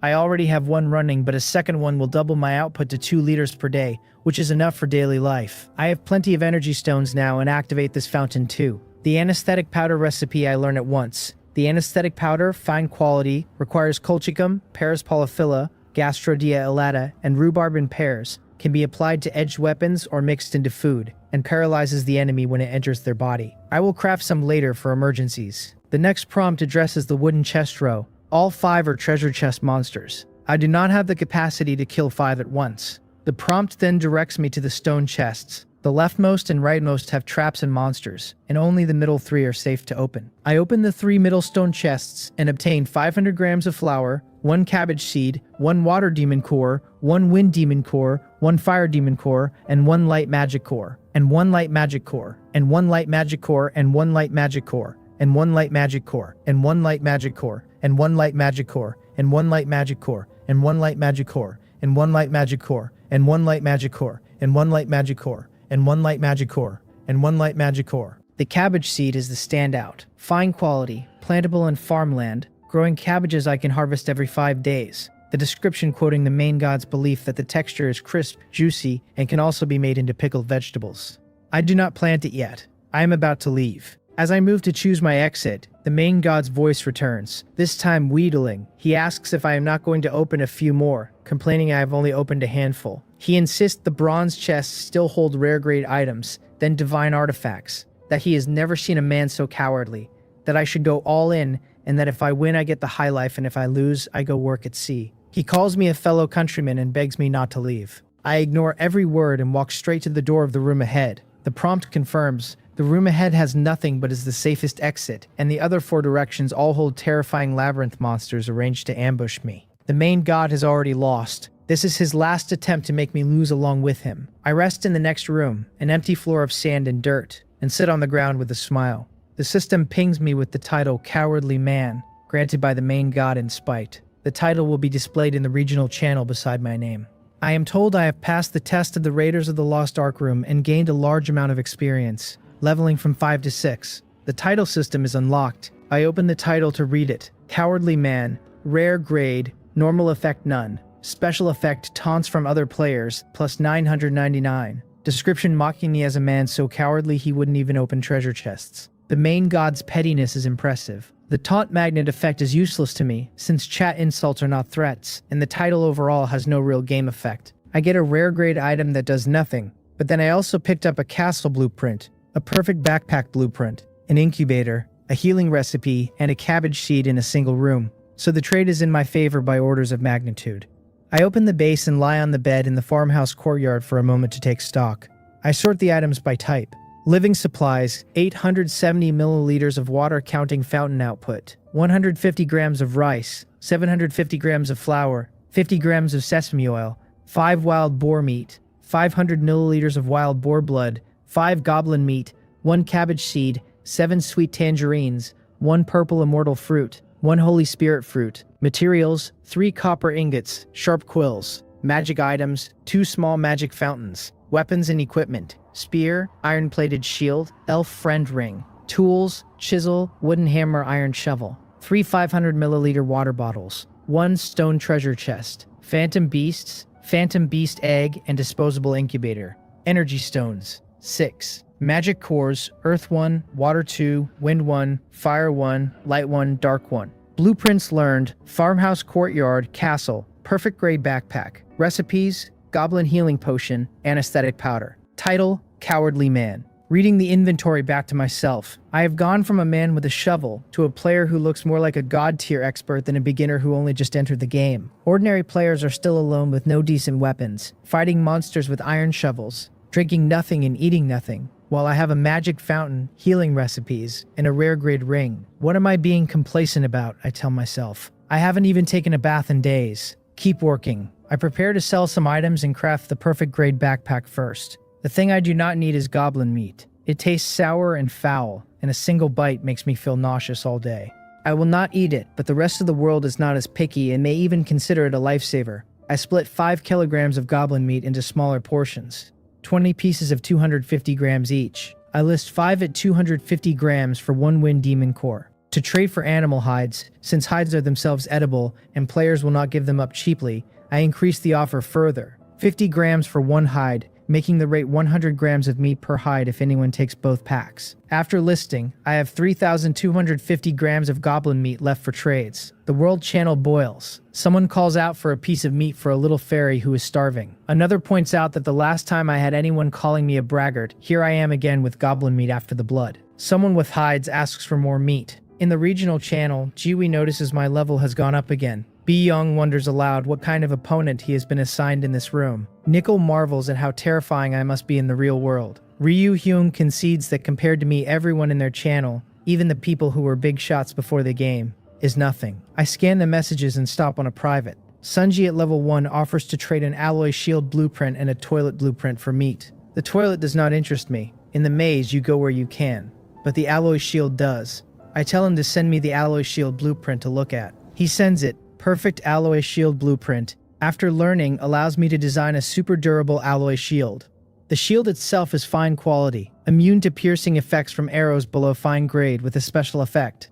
Shield bash, that smashes opponents and inflicts stun, stiffness, and bone fractures. The description calls it slightly heavy but excellent for adventure and survival. I am instantly tempted. If you want to live longer, you have to be a tank. High HP, durable. I tell Sunji 1,000 grams of goblin meat for both blueprints. He cries that he can eat for days on 1,000 grams. The trade goes through. He follows up by asking why I have the Cowardly Man title. That's my title, I tell him. It has no special effects. He asks how I got it. Just lucky, I say, and ignore him. I learn the alloy shield blueprint. The recipe, 3 copper ingots, 5 iron ingots, 1 earth demon core, 1 light magic core, 20 charcoal, 1 liter of water. I am only short on iron ingots. I list more meat at 50 grams for 2 iron ore, 25 listings of 250 grams each, calling the meat sour and stinky but still high in protein. I price aggressively because I have plenty of pork to fall back on, and selling all of this would not hurt me, but for the rest of the world the price is barely a price at all. Players who unlocked a Wind Demon Core complain on the world channel that they almost traded with me for 1 and missed the meat entirely. Others tell each other to dump iron ore fast and grab all they can. Brother Jiho is selling meat again, the channel says. And just how much meat does he have? I haven't eaten for 3 days and only fantasize about meat. Brother Jiho is selling meat as if it costs nothing. Brother Jiho, the eternal god. In the regional, JQ reports that besides the auction listings I have also traded 1,000 grams privately, and notes my title as the game's first. Jessica calls me a real tycoon. Lu Hui defends me. A man as strong as me cannot truly be cowardly. I must be resourceful, knowing when to act and when not to. Wang Min asks what they all are if I am the cowardly one. Sohyun shows off her new 500 grams of treasure chest meat, and admits she feels small. The meat sells out fast and I have all the iron ore I need. I synthesize 5 iron ingots, recipe 50 iron ore, 50 charcoal, then craft the alloy shield. 3 copper ingots, 5 iron ingots, 1 earth demon core, 1 light magic core, 20 charcoal, 1 liter of water. The new shield comes out blue tinged with anti-rust coating. I am level 6, and the goblin secret drug is still active, so picking it up one-handed is easy. Survival ability has gone up again. Then I take the wild boar blood out and prepare a meal. I light a fire, stack stones into a platform, make a stone pot from stone material, pour in water and the boar blood, season with sesame oil, and boil it down. Nice, I tell myself. The smell is wonderful, and once it is reduced, I make chopsticks and a wooden spatula from wood, scoop the food into a bowl, and eat it in big mouthfuls. The system pings. I have consumed 500 grams of quill-spiked wild boar blood, and my health bar cap has risen by 20%. I am not done. I had planned to make a perfect grade backpack and could not collect enough wind demon cores before, but now I have them. The system confirms the craft. I equip the backpack. My movement speed is up 20%. My back defense is now equivalent to leather armor. I look in the reflection of my new shield and see the difference. The perfect grade backpack does not look like the rough thing I was given at the start. It shines like high quality black leather. Shield in left, spear in right, backpack on shoulders. I look armored to the teeth. Time for the next room. I pick a herbfield room next, the 12th room I have entered, and leave it stripped to bare black soil under the sun. I dig up 16 chonglu, 18 autumn crocus, 12 longjang, 13 gastrodia, 19 purple mossed flower, 12 thorn flower, 8 horsetail, 9 purple mustard. With glass bottles I can produce many batches of healing medicine. The anesthetic powder still needs rhubarb. The next set of prompts gives me the room layout. The room ahead has a god spawn, but first an orc with a stone axe. With a little wisdom I can defeat the orc. The left has a sewage pool, drinkable after boiling but tasting of mud. The right has spicy strips of a brand and flavor I will hate. The upper passage is too high. The lower has spikes and broken shoes will not save me. The god spawn term is unfamiliar. The main god's rebellious child? Someone who squandered the main god's family fortune? But the prompt sends me ahead, and where the prompt sends me I go. The next prompt sends me I go. The next prompt sends me I go. I go. The next prompt sends me I go. I go. The next prompt sends me I go. The next prompt sends me I go. The next prompt sends me I go. The next prompt sends me I go. The orc is powerful but brainless. My shield held steady will defeat it. My weapon is too trash, only ordinary quality, so I will deal little damage and the fight will be a war of attrition. The prompt warns me to act in daylight because at night the orc gets night enhancement and beast-like vision. I have about 3 hours of light. I push through. The orc is green-skinned, muscled like a strong man, tusked, drooling, and discussing aloud whether to eat me as meat buns, stir-fried with chili, or steamed. If only more humans came, it muses. I am not afraid. The labyrinth has trained me. I raise the spear, accelerate suddenly, and drive the spearhead into its chest before it reacts. My spear is ordinary quality. A thick-skinned orc takes only surface damage and a bit of bleeding. It curses me, calls me a mutt, and charges with its homemade stone axe. Its sturdy build does not look agile, but it moves quickly. The axe falls toward me. I get the alloy shield up just in time and the recoil hits hard but is much lighter than the fireball was. I withstand it. While its axe is rising for the second swing, I drive the spear at its neck, a vulnerable place, with many vessels, and the orc bleeds rapidly from a small but well-placed wound. Its second axe arrives and I block it with the shield, and the prompt screams at me to use shield bash and stop playing turn-based games with a brainless orc. I had forgotten. The alloy shield special effect. Use this shield to smash the opponent, causing stun, stiffness, and bone fractures. After every orc swing it pulls the axe back to set up the next, and that is exactly the window. I let the second blow connect, then bring the shield around in a wide arc and slam it into its head. The metal-on-bone clang is enormous. The orc's head rocks back and forth, and it just stands doing nothing, stunned. The prompt instructs me not to bother with the spear and to keep smashing. I oblige with both hands on the shield, and the orc soaks 7 blows before it falls. If it had been a man, his head would already be paste. Be a person for once, I shout, and deliver the 8th strike. The system confirms the kill. 8 is the limit, I think, smiling. The orc's head is caved in, its tongue hanging out. Decompose. I gain 5 orc meat, 500 milliliters of orc blood, an orc axe, and an energy stone. Orc meat is sour but not foul. Orc blood, the description tells me, cannot be drunk to quench thirst, but consumption gives men benefits. The main god names the effect boiling orc blood.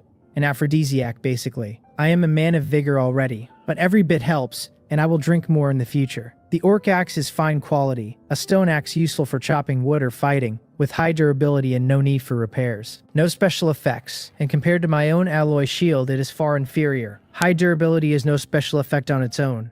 I do not have a better weapon yet, so I take it for now. I look for the god's spawn. The orc's tent is the same kind of rag a goblin lives under. Players who pick it up will only see a no value. Discard prompt. And inside is a cage and a wooden chest. The god's spawn is in the cage, looking like a slime, gray-black, lying limp and motionless. The system describes it. God's spawn, excellent quality, can be transplanted into a living creature's body where it will devour the host, then planted in a field where, given a large amount of water on the first day and daily watering thereafter, it will absorb essence from water, sunlight, moonlight, and earth, and produce meat of equal mass to the water it drinks, on a 30-day cycle. The main god's introduction calls it a flawed creation. To the Labyrinth world, a parasite, but to players, a perfect meat-producing machine. A note warns that it is feared and attacked by Labyrinth creatures, and that it dies easily in fire. I almost laugh aloud. Water becomes meat, daily, with no maintenance beyond keeping it alive. I love eating barbecue. I eat all kinds of meat. Pork, beef, lamb, fish, kidneys. Only one vegetarian thing makes my list. Roasted chives. I tell myself the good days of eating meat every day are about to begin.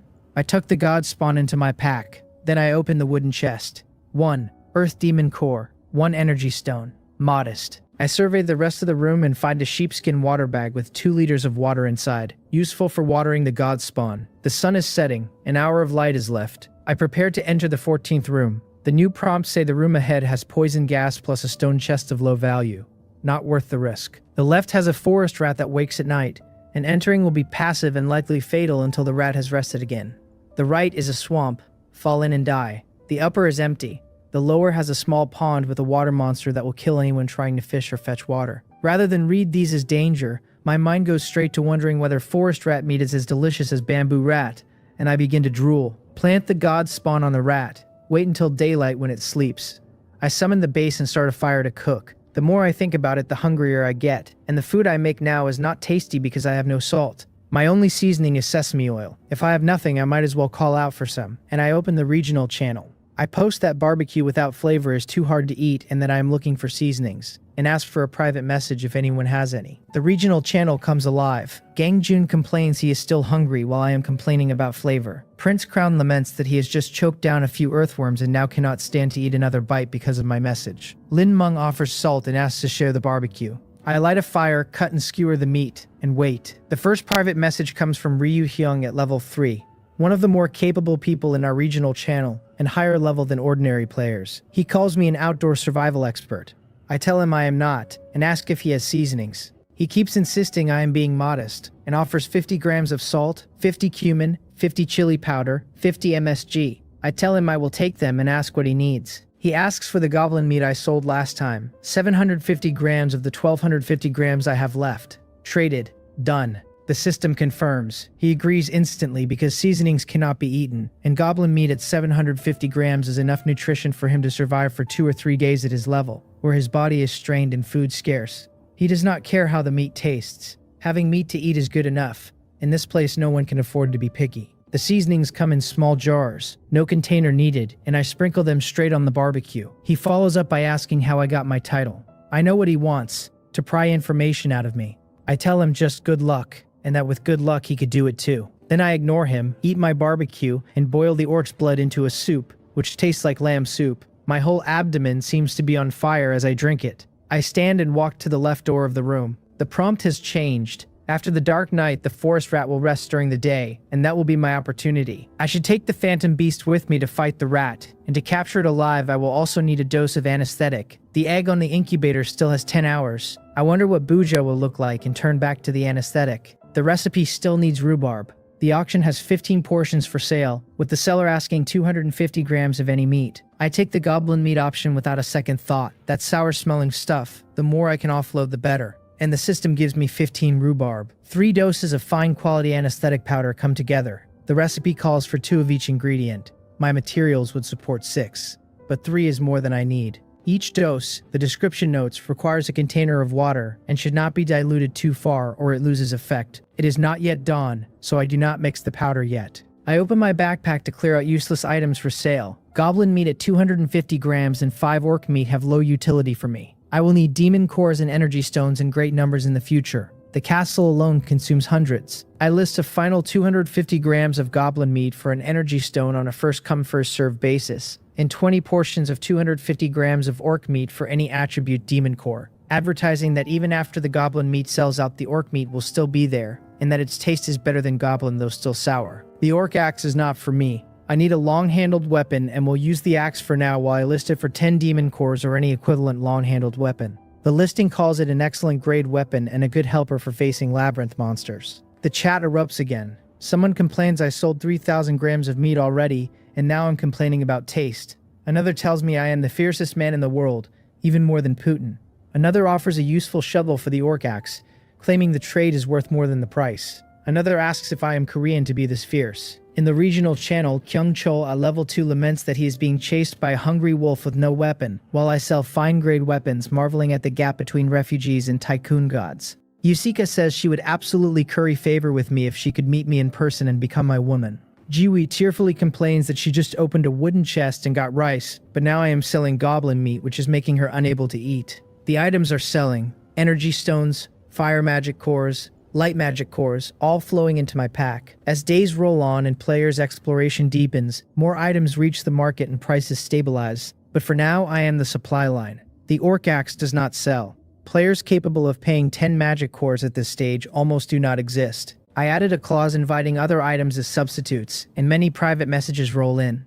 Mostly garbage. Daehyun calls me his Korean countryman in mock Korean, telling me Koreans must unite and asking for the axe outright. I tell him in his dreams. Jack claims to be a US Special Forces soldier with an alloy shield designed to trade for the axe, but I already have an alloy shield. Ahmed offers a magic happy cup, which he insists has a great effect. I am not interested. Takata Kyoko begs that if I let her live to return to the real world, she will serve me well. I ignore her too. Then Ryong Wang, level 4, offers a fine-grade spiked club for the orc axe, saying his club is too long for him, and the axe will suit him better. For a player to reach level 4 without prompts is genuinely difficult. Ryong Kwang must have real ability. I ask him to send the spiked club's attributes. He sends them: spiked club, fine quality, blunt damage, partial armor ignore, with a special effect that the club tips have spikes that cause bleeding against lighter armor. The description boasts that with this club in hand, all the dogs on the street will be afraid of you. I see myself with shield in left, club in right. The image is fierce. I tell him the trade is on. He replies wishing happy cooperation. The system confirms the spiked club. I close the chat and sleep. The system pings me awake. The egg is hatching. 59 seconds. 58. 57. I roll out of bed like a carp and walk into the small room next to the bedroom. The egg is trembling on the bird's nest incubator. Surface cracking. The phantom beast about to break out. My head is dazed at first but clears as the cracking accelerates. 3 seconds. 2. 1. The system tells me I have obtained the Divine Blood Tiger Cub, a tiger species with divine bloodline that can continuously break through its own limits and evolve. A tiger paw stretches out of the egg. Then the rest of the cub, looking at the world curiously. It sees me, raises its head, and tries to roar. Although a cub cannot really roar, what comes out is a kitten's soft cry. I murmur to it, lifting it up, and it rubs against my chest, obedient. I am its master from now on. I tell it that as long as it follows me, there will be meat to eat, and I cut pork strips into 50-gram pieces and feed it. Phantom beast cubs in the labyrinth do not need milk. They eat meat. I check its panel. Race Divine Blood Tiger. Pet type warrior. Evolution level stage 1. Skill giant tiger strike. Increasing physical attributes briefly and pouncing at extreme speed for massive damage. Introduction balanced strength. Agility and physique. A perfect warrior. The name field is unnamed. I name it Buja. From now on, I tell the cub, it is Buja. The cub, who has finished its first piece and wants another, has no idea I have given it a name unworthy of its bloodline. It eats a kilogram before it stops. I do not save the wild boar meat. I will have God spawn meat soon. Buja is the size of a domestic cat, but much more solid. Stroking its body, I feel the muscle. It rolls onto its back, paws in the air, and I play with it. Day is not yet broken. I make a piece of bread, drink water, and the sky lightens. I walk toward the left door. The prompt has changed. The phantom beast I obtained is more powerful than I imagined. Combined with the anesthetic, catching a forest rat is easy. Mix the powder with water and apply it to Buja's claws. I take out a bowl, put the powder in, add water, and brush it onto Buja's claws. They are large for a cub and extremely sharp. I tell Buja not to lick its claws. Buja chirps an answer and nods as if it understands. We enter the room. The prompt instructs me how to bait the forest rat. Large burrows in the ground are its homes, and if I put my weapon and shield in my backpack and run along the burrow entrances, the rat will misjudge me as weak prey and rush out. The prompt warns me not to engage head-on. The rat is clever and will retreat into its burrow if it senses strength. The prompt tells me to start running now and not worry about my back, because I have the perfect grade backpack protecting me. Buja, the little tiger on my shoulder, sniffs around and catches the rat's scent. I am worried about going into the room without a shield or weapon, but I follow the prompt and stash both in my backpack. Without the weight of those items, my body is light as a bird, and the perfect grade backpack feels like it has a small jet engine behind me, giving me a boost. The next prompt confirms, keep running so the rat thinks I am weak prey, and when it chases, the little tiger will show its power. The prompt warns me not to underestimate the cub. It is fiercer than I think. I tell Buja to lie in the patch of grass over there and to bite the rat when it chases me. Buja chirps and raises its head. I smile in spite of myself. The cub's voice is hardly reassuring, but my goal is to capture the rat alive so the anesthetic can soak in. Buja lies in the grass and watches me. I think viciously to myself that tonight we eat forest rat meat and I take off running. My footsteps crunch on the grass and leaves. First lap, nothing. Second lap, still nothing. Third lap, something is staring at me from behind, ready to strike. My intuition kicks in. Sweat runs down my back. My scalp tingles. I dare not look. Looking would slow me, and at my level my speed matches a marathon runner's, so I can run continuous high speed without exhaustion. Fourth lap. As I pass a tree hole next to a pine tree, a black shape blurs in the corner of my eye. Wind whips across my back, and burning pain travels along my spine. The system tells me my back has been wounded. The perfect grade backpack absorbs most of it. My health drops only 5%, and the elf friend ring's regen begins repairing me already. The rat, judging me weak and easy, charges. I curse silently, the burning pain making my mind crystal clear. I count down to 3, 2, 1, and the moment I reach the patch of grass I pivot, draw spiked club and shield in one motion, and prepare to hammer the rat into oblivion. But I do not need to. Buja roars, a true tiger roar this time, immense power packed into a cub-sized body. It leaps and slams into the rat, tiger arm striking with a giant tiger strike skill. The rat's skin tears under the claws. The strike's force throws it down, and it squeaks in pain and hurries into the nearest burrow before I can hit it. Buja wants to chase, but I stop it. Buja protests, angry that I was hurt. I tell it to wait for the anesthetic and then drag the rat out. We wait at the burrow entrance. 5 minutes. The elf friend rings regen restores my health to full. The prompt confirms the anesthetic has taken effect. I tell Buja to go in and drag the rat out, patting its head. Buja answers and rushes in. About 10 minutes later it comes back, dragging the rat by the neck. The rat is trembling, 5 extremely deep claw marks across its back, on the verge of death. I am glad it is not dead. The rat is the size of a small calf, gray-furred, with an extremely long tail, plenty of meat. I move it into the field next to the cabbage patch. I have no knife on me, so I use Buja's claws to slice open the abdomen, and then I place the god's spawn into the abdominal cavity. The system confirms the god's spawn has been activated and is devouring the rat. The rat trembles violently, eyes bulging, and then dissolves entirely, body and all, into the god's spawn. The spawn reappears in the form of a small tree, but the small tree is covered in black hair like the rat, and beneath the hair I can see what look like blood vessels twitching. The system tells me activation is complete, and that the meat the tree produces is now forest rat meat. The next system message warns me the god's spawn is in extreme dehydration, and that I must replenish water within 1 day or it withers. I pour out the sheepskin bag, 2 liters from the orc, onto the field. The spawn drinks the water with an audible gulp. After drinking, the sapling grows into a tree over 1 meter tall. I add 1 liter more from my own water reserves. Round, fleshy fruits grow on the branches. The system confirms 1,000 grams of mature forest rat meat ready for harvest. I take down a fruit, the standard 1,000 gram portion. Buja smells it, eyes locked on the meat like a child.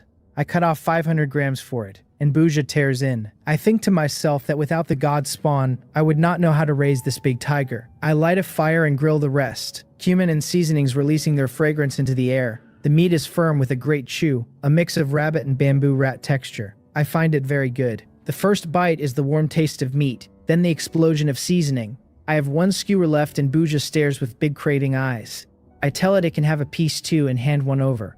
Then I finish the rest. Meat alone is not a meal, so I make a few steamed buns from the system. I think to myself that it would be great if I had a grill in a kitchen. Cooking like this is a nuisance. I cannot always eat barbecue. Sometimes I need lighter food, and once the cabbage grows I will need a kitchen for stir-fry. I prepare to enter the next room. The prompts list a stone chest in the room ahead surrounded by corpse-eating sick dogs. Not recommended. The left full of poisonous thorns with red date-looking but toxic fruit. And since I am shirtless because the magician burned my shirt off, entering means death by poisoning. The right is lava and my fire resistance is too low. The upper passage is more than 5 meters off the ground. Below is a riddle wizard who may give me good things if I answer correctly, and severely punish if I do not. I have seen riddle wizards mentioned in earlier prompts but always tagged with danger. I open the world channel and search for the riddle wizard. There are many results. One player tells the channel he met a riddle wizard who promised good things for correct answers and severe punishment for wrong answers, and wishes himself luck. Another reports being cursed for an incorrect answer and now lying in a state of severe illness for 3 days, his head splitting, certain he is going to die. Another curses the wizard outright and demands to know who the creator god is supposed to be, complaining he was forced to answer or be burned by fireballs. Another describes barely answering correctly and being given a bottle of sewage to drink as the reward. The kindest one made a player kneel and beg the creator god's forgiveness. Most cannot answer. Punishments are usually disgusting curses. I think to myself that even when you answer correctly, the things given are not good, and that the wizard is stingy. I worry about what to do if I cannot answer. I stay outside the door and think slowly. The prompt lets me enter, which means the riddle wizard probably will not make things impossibly difficult, and I should be able to answer. But I always carry a backup. I tell Buja, who is curled on my shoulder like a kitten, that if anything changes it should follow my command, and that I will wave my club as the signal. Buja replies sleepily. I add that after I wave the club, it should activate its skill and use its most violent attack. Buja answers with another small chirp. I take a long breath and open the door. A green grass corridor opens in front of me, with thorny fences blooming on both sides, and the fragrance of flowers. The fences mean once a player enters, they cannot escape. They can only walk to the center. At the center sits an altar and the riddle wizard stands above it. He intones at me, calling me a person once spurned by the creator god, and tells me to come forward, promising forgiveness for correct answers. He is about 1 7/10 meters tall, holding a magic wand, his face hidden under a black robe with only yellow pupils visible. His tone is gentle, like a real priest, but the prompts and other players' experiences tell me this is the surface only. He warns me that if I cannot answer his riddles, my crimes will be compounded, his voice shifting harsher. The next prompt tells me to get as close to him as possible. I walk up with shield and weapon and stop close to him. Buja stands up on my shoulder and watches him warily. The wizard remarks that I have a cute phantom beast and that I am a powerful player, and tells me that if I become a servant of the creator god, his god will surely have mercy on me and bestow me with strength. He sizes us up with surprise. I ask whether I can choose not to answer. He shakes his head. He tells me he represents the creator god and tests me, and that I can only answer. If I resist, he will deem me as despising the creator god's majesty, and give an even more terrible punishment. I grip my shield and club tighter and act devout, telling him the creator god is truly amazing, and asking if we shall begin. The system confirms the riddle wizard's questions begin, and tells me to answer carefully. The wizard tells me with a sinister laugh that the questions will not be too difficult, that they are all related to the world created by the creator god, and that as long as my degree of exploration of the Labyrinth world is high enough, I will be able to answer. He asks me which portable base out of 4 options is rare quality. A farmhouse, B manor, C castle, D town. His yellow pupils watch with a triumphant smile, certain I cannot answer. I think to myself that an average player would not be able to answer this. Their level of exploration is too low. They have not even solved the food problem, much less learned about a rare quality portable base. But I am different. I have studied the castle blueprint personally. The question is not difficult. I keep an extremely terrified expression on my face to make the wizard relax. He smiles even wider, calling me a heretic, and asking whether I cannot answer, threatening to punish me if I cannot. He starts a countdown from 10. I feign panic and call out that I choose C, castle. He is stunned, then dismissive, telling me it was a guess, and that next time I will not have such good luck, and that for disrespecting the creator god I will still be severely punished. The system confirms the correct answer and informs me I will receive a blessing, and that after the blessing the title Cowardly Man will change to Explorer of the World. The wizard raises his wand and chants strange incantations, cyan light pouring from the wand into me. I am overjoyed already, because I can see the title's effects. Explorer of the World, rare quality, normal effect being that experience gained is increased by half, and special effect being that I am more likely to gain the trust of neutral units. The 50% experience bonus is decent but not transformative for me, since the prompts already make my leveling extremely fast. The neutral units effect is the gem. It means fewer enemies and more friends going forward. Befriending a neutral unit is hard work. I had to risk my life to save Nicole, and that earned me only the bare minimum of friendship in the ring. With Explorer of the World, every sprite I meet will be a friend, Every Labyrinth merchant might give me favorable terms. Every neutral encounter will tilt in my direction. The system pings. Title fully changed. The prompt fires again, telling me to use the alloy shield right now and bash the riddle wizard, and reminds me that solving the problem is one thing, but solving the person who created the problem is the real ending. It catches me off guard. The quest is not over. The riddle wizard has killed countless players. I think to myself that I am only lucky I could answer the question, and that if I do not kill him, he will always be a threat in this room. Only by killing him will I truly be safe. I lift the alloy shield, and in the same instant slam it into his head as he is just finishing his casting motion. The metal connects with bone, his head snaps, and his entire body flies 3 meters and lands motionless. The system confirms he is stunned. I tell myself to strike while he is down and bring the spiked club into his chest. His ribs shatter audibly. He is no semi-tank like an orc. He is a fragile mage, and the blow is fatal. He still has time for one curse, raising his staff with his last strength, calling me a heretic for ambushing a priest of the creator god, telling me I will become an enemy of all living things. I have no chance to interrupt his casting, but I have Buja. Buja leaps from my shoulder with a true tiger roar and tears the riddle wizard's throat with sharp tiger claws. The system confirms the wizard's death, gives me a large amount of experience, and levels me from 6 to 8 in one go. I had only needed a sliver of experience to reach 7 from 6, but the kill rolled me through it. My physical stats jump again. The shield and club, which had been a hair uncomfortable at level 6, fit perfectly now. My combat power is sharper still. Buja, having burned its skill, lands back on my shoulder in a single jump. The previous version could not jump up in one go, and I read this as a sign of its rising combat power. It is small but already at the level of a real tiger, and as a divine blood tiger it will continue to evolve. I am not in a rush to decompose. I lower myself, pull open the wizard's robe, and find a lizard's face beneath. The system identifies him as a lizard man riddle wizard. I tell myself no wonder he was so disgusting and liked torturing human players, and tell the system to decompose. The system gives me a black cloak, 5 lizard man riddle wizard meat, 500 milliliters of lizard man riddle wizard blood, 2 earth demon cores, a riddle apocalypse volume 1, and 1 energy stone. I check the items one by one. The black cloak is common, useful as sun and scratch protection. The meat is hard and dry with slight toxicity, edible but barely. The blood is too toxic to drink. The riddle apocalypse is the gem. Excellent grade, recording answers to some riddles. Usable when meeting another riddle wizard, with more answers unlocked by killing more wizards and collecting more apocalypse. I think to myself with delight that solving the person who posed the problem can drop reference answers, and that if I encounter another riddle wizard, I can take this out, find the answer, ace the question, and then solve the person again. I leave the room and check the next set. The room ahead is a fire copper hell, certain death by fire. Behind has a hell 3-headed dog I cannot beat at my current strength. The left has an iron chest with good things. The right is a wooden chest of low value. The lower is empty. I pick the left, which is the safe and good option. The room is a stone-strewn ruin, and the iron chest sits behind a stone wall. The prompt assures me the wall will not collapse and the chest is not a treasure chest monster.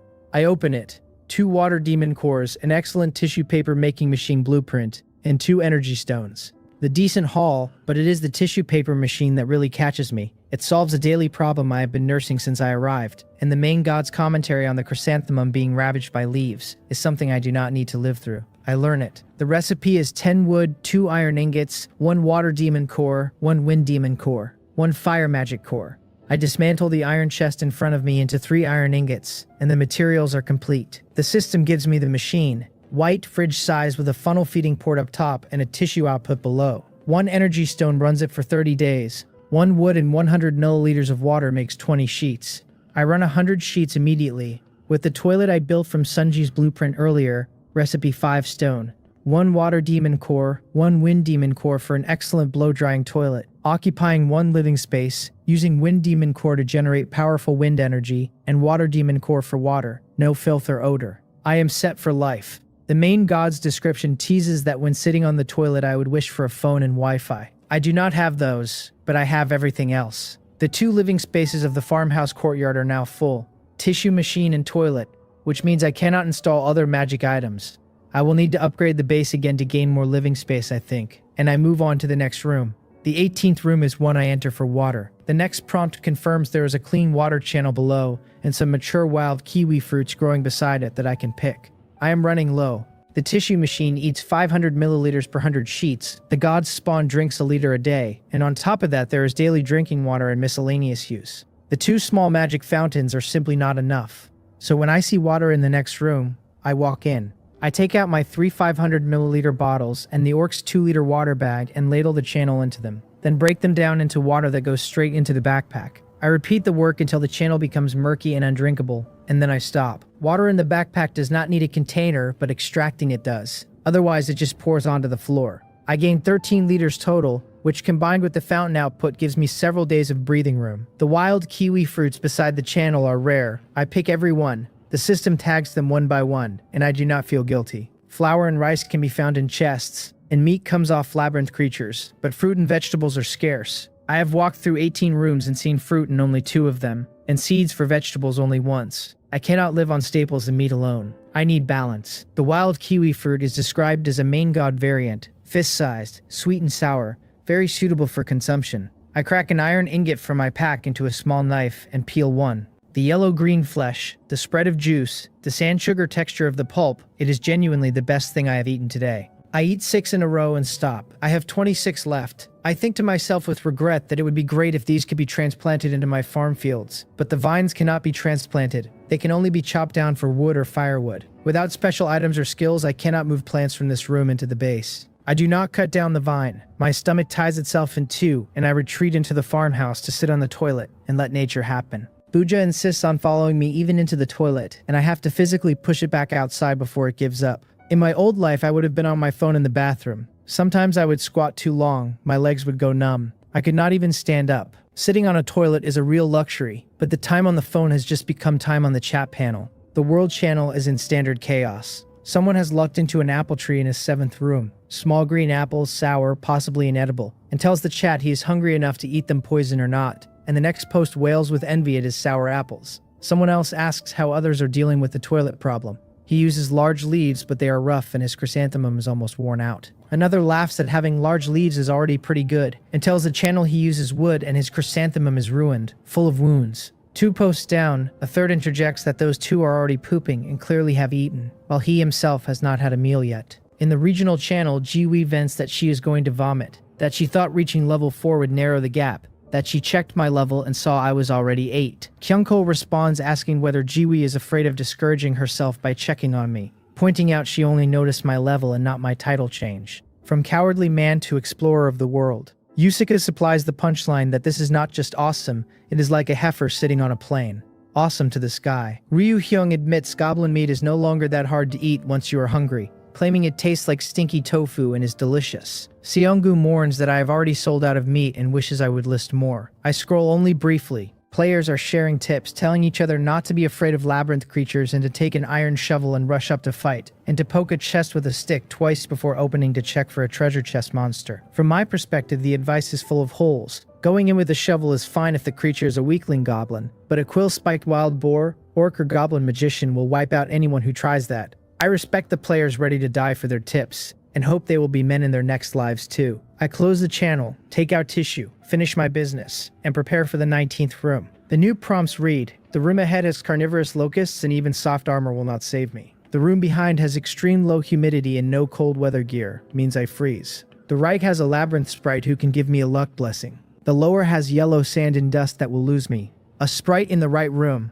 I look at the elf friend ring on my finger. Through it I receive a blessing automatically. My Explorer of the World title also tilts neutral creatures favorably toward me. The combination should let me get something unexpected. I open the right door. The room is grassland in full bloom, small flowers in every color, and a sprite dancing above it on flapping wings. As the door opens, her flight path goes briefly chaotic, and she looks back, recovers, and her face lights up. She calls out to me as her human friend and asks whether I still remember her. She names herself as Nicole and flies toward me, her face full of smiles. I greet her and offer a kiwi fruit. She lights up and tells me I am such a good person before flying to it and grabbing it with both hands. She is small and not strong, but she has something like a backpack, and the kiwi fruit disappears as soon as it enters her hands. She tells me her mother and her tribesmen warned her not to approach humans, that humans are very cunning and only a little better than goblins, but that I am different and a friend. She adds that I have received the recognition of the creator god, who is the father god of the sprite goddess, which makes me a friend of all sprites. Then she warns me that there is a very black-hearted labyrinth merchant in the room ahead, and tells me not to buy items in his shop because the loss is huge. I capture the warning and ask whether he attacks people. She tells me he sells things at 2 or 3 times the price the sprite race does, but that he will not actively attack anyone. The next prompt fires, telling me to go to the Labyrinth merchant and take a look, since I might gain something unexpected. I smile to myself. He can scam others, but he cannot scam me, and I will go buy something from him later. Nicole urges me to be careful. We talk for a long time and I get a great deal of background information about the Labyrinth world from her. She tells me the room layouts shift periodically, that intelligent Labyrinth creatures like her have a kind of positioning sense and can find their tribes no matter where they are, and that the Labyrinth has gods. The main god, called the Creator God by the natives, sits at the top, with subordinate gods like the Sprite Goddess beneath him. She tells me there are many strange neutral creatures, and that sprites and Labyrinth merchants are both neutral. The riddle wizard remains mysterious even to her. I tell her I have to go, since there is not much daylight left and working after dark is bad. She looks disappointed and asks to bless me before I leave. She has more she wants to say but no time. White spiritual light shoots from her into me. Lucky blessing, increasing the rewards I get from killing Labyrinth creatures, opening chests, and completing missions for the next 24 hours. She wishes me a safe journey and watches me leave. I wave back and step into the Labyrinth merchant's room. The next prompt confirms. Entering this room, I will see a Labyrinth merchant with many useful items, but the merchant is exceptionally black-hearted and marks prices extremely high. Buying directly will cost me, but if I conduct a lucky draw instead of buying directly, I might gain something. The prompt warns me, just like dealing with the main god, I cannot be soft-hearted with a black-hearted merchant. The room is a small oasis in the desert. In the center, a poplar forest grows with green grass at its base, and a ground dragon covered in green scales is quietly chewing it. On the dragon's back are many items. Beside the dragon sits a middle-aged man, black sleeveless vest, red cape, a greatsword pinning the cape down, a bronze beard ringing his face, bronze-colored skin, hair tied up. The system identifies him as the Labyrinth merchant Gabriel. He greets me and introduces himself, telling me he is a Labyrinth merchant with many powerful items and inviting me to purchase. He calls me the first Labyrinth adventurer he has met and a person with a title from the main god, and he promises me a 50% discount. He smiles at me, already calculating in his head how much he should charge. The merchant's logic plays out exactly as Nicole said. As a wandering merchant who hits and runs, he will not see most of his customers a second time. The Labyrinth is complex and just meeting him once is luck enough. If I were unlucky enough to meet him again, he would happily rip me off again. His conscience is robust. A merchant's duty is to make money, his face says, and he has spotted a fat one in front of him. The equipment I carry is excellent quality. The backpack I have on is perfect. I smell of sweat and roasted meat.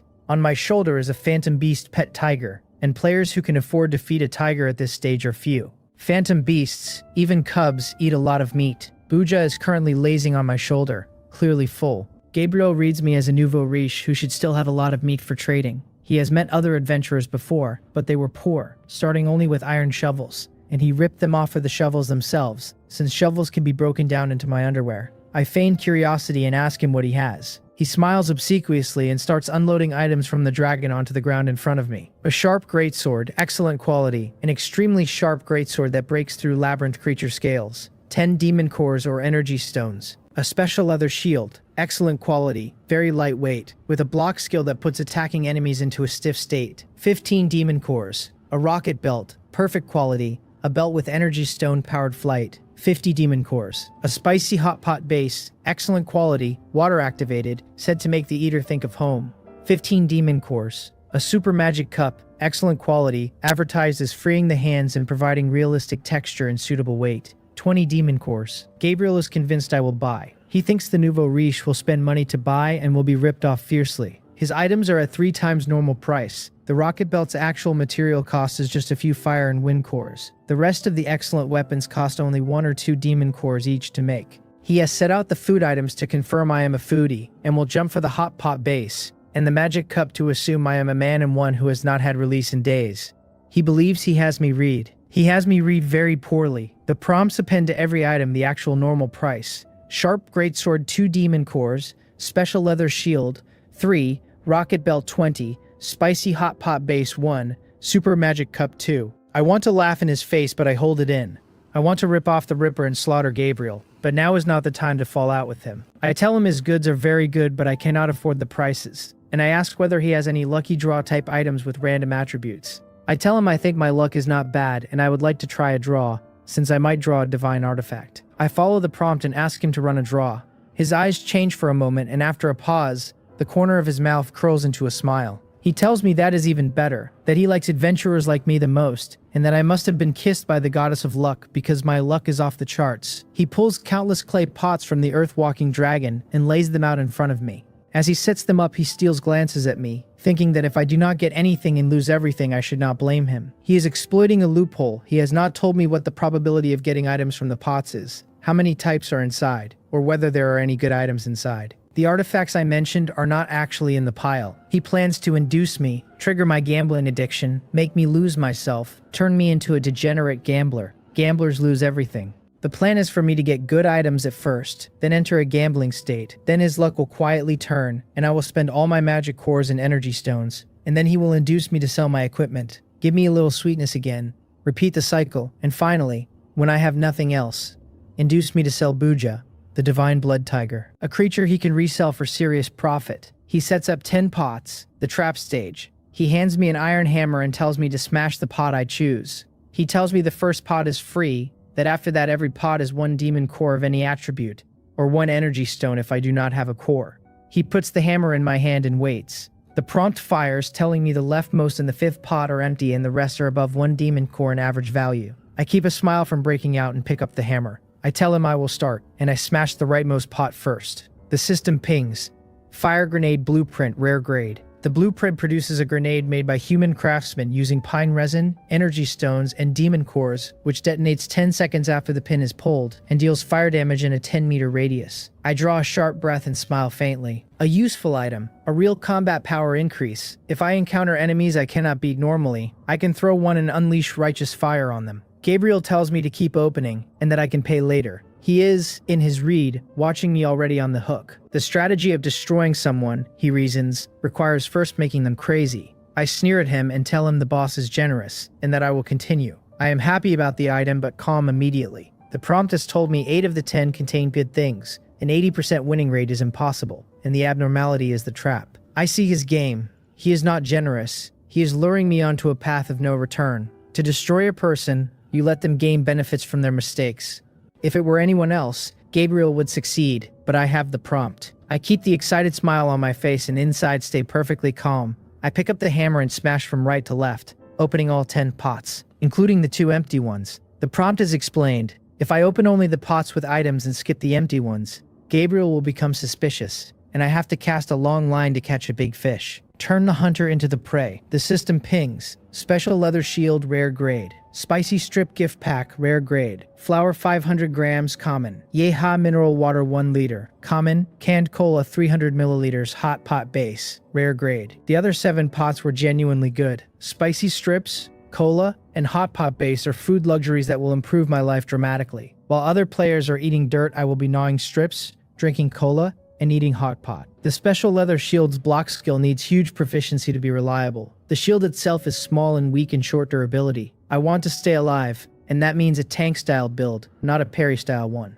The leather shield is not steady. Flour and water are bonuses. Gabriel eyes me and asks whether I want to open 10 more. He hands out 9 demon cores and 5 energy stones to my listing. I traded them to him, since the first pot was free. I tell him of course I want to open them, and that for 5 energy stones I want 5 more. He tells me all right, his eyes rolling as he sets out 10 more pots. These 10 will not give me too many benefits. They will lead me to destruction. The next prompt.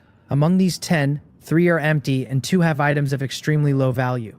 Open the leftmost, the 3rd from the left, the 4th, the 7th, and the 9th. This is the key.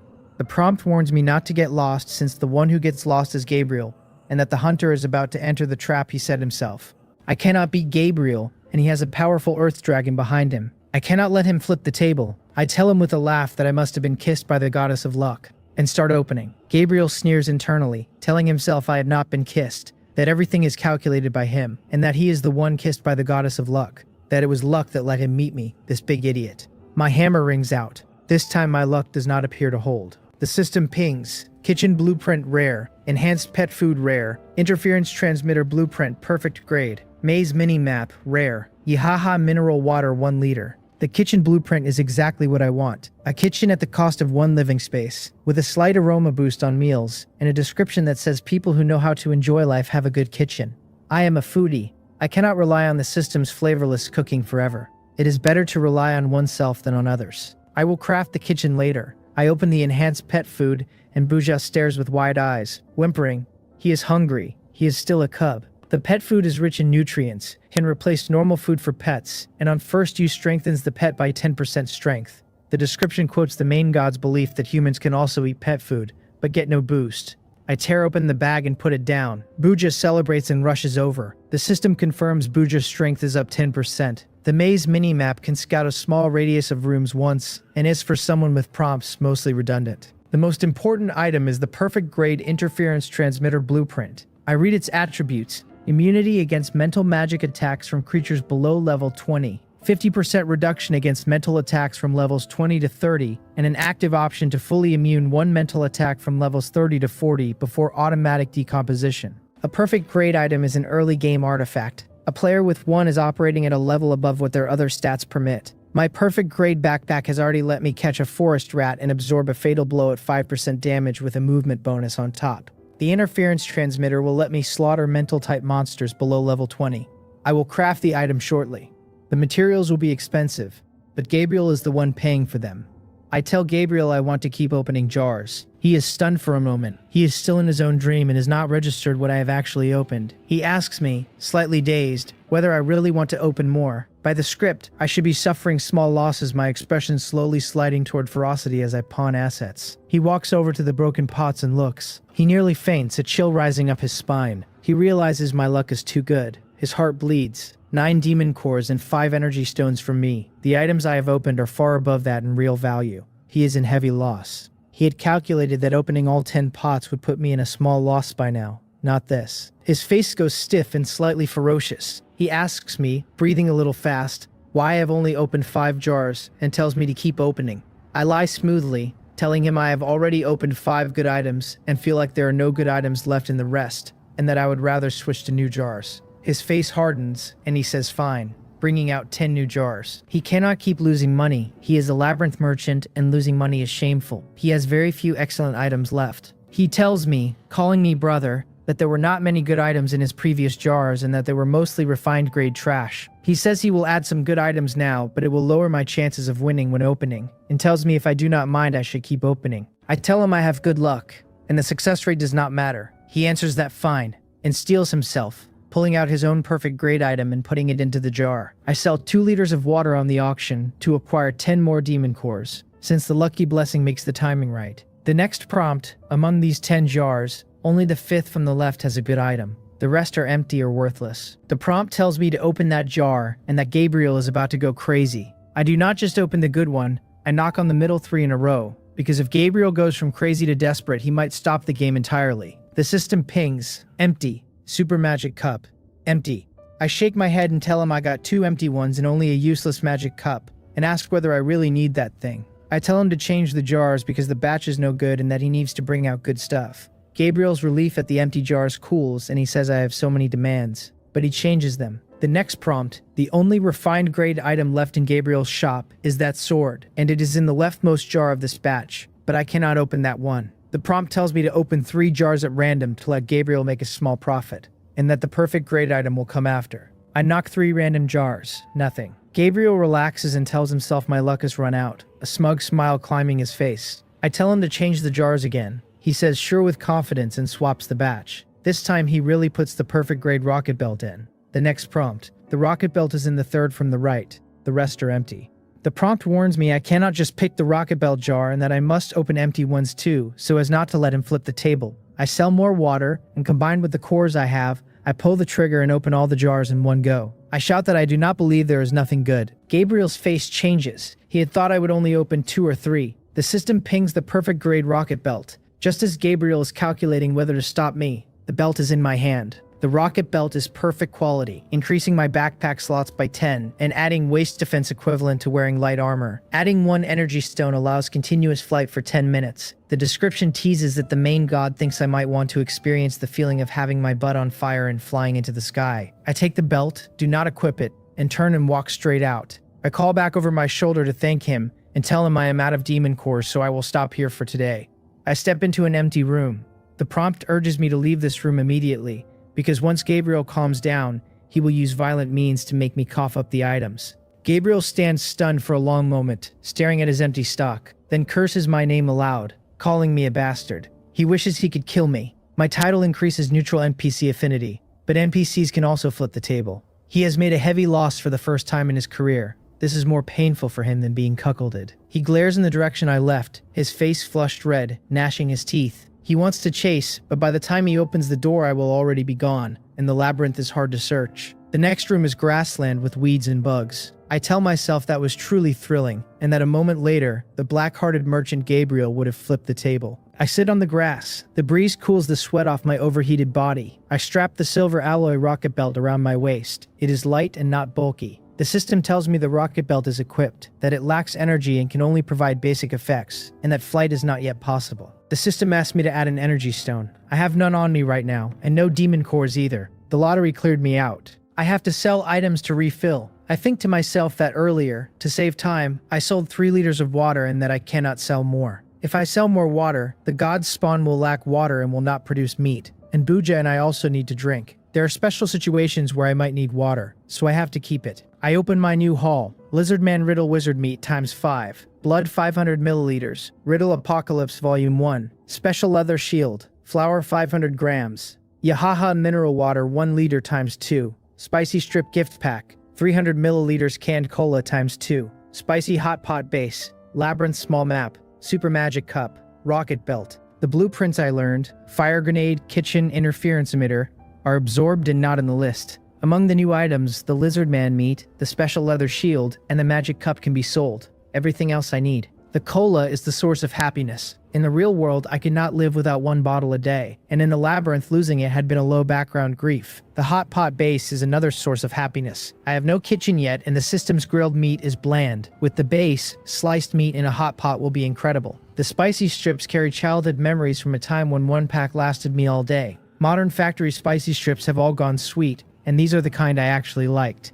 I tell myself there is no rush to put an energy stone in the rocket belt, and that I should eat first. I take out the stone pot I made earlier, light a fire and start cooking hot pot. The wild boar meat is gone, so I water the god's spawn with 3 liters and let it grow 3 kilograms of forest rat meat. Buja's pet food is gone, but it stares down 2 more kilograms of my meat before it stops. Buja's strength is rising, and so is its appetite. I think to myself that if I did not have the god spawn, I really would not know how to support this 4-legged gold-devouring beast. The water boils, the red base melts in, the air fills with fragrance. I drop the sliced forest rat meat into the pot piece by piece. Cooked, it is heavenly. In my few days here I have had many surprises, but eating with my pet brings the most joy. Buja rubs against my shoulder and licks my face. Its tongue has small barbs, but as a cub the barbs are not yet hard. The licking itches. I drop meat into a bowl for it, and put it on the side. Buja settles down happily. I add a large plate of meat for it, not stingy. I scroll chat while I eat, telling myself life could not be better than this. The World Channel. Players cursing themselves for trying to catch sprites and being cursed instead. Others scolding them for thinking sprites would not retaliate.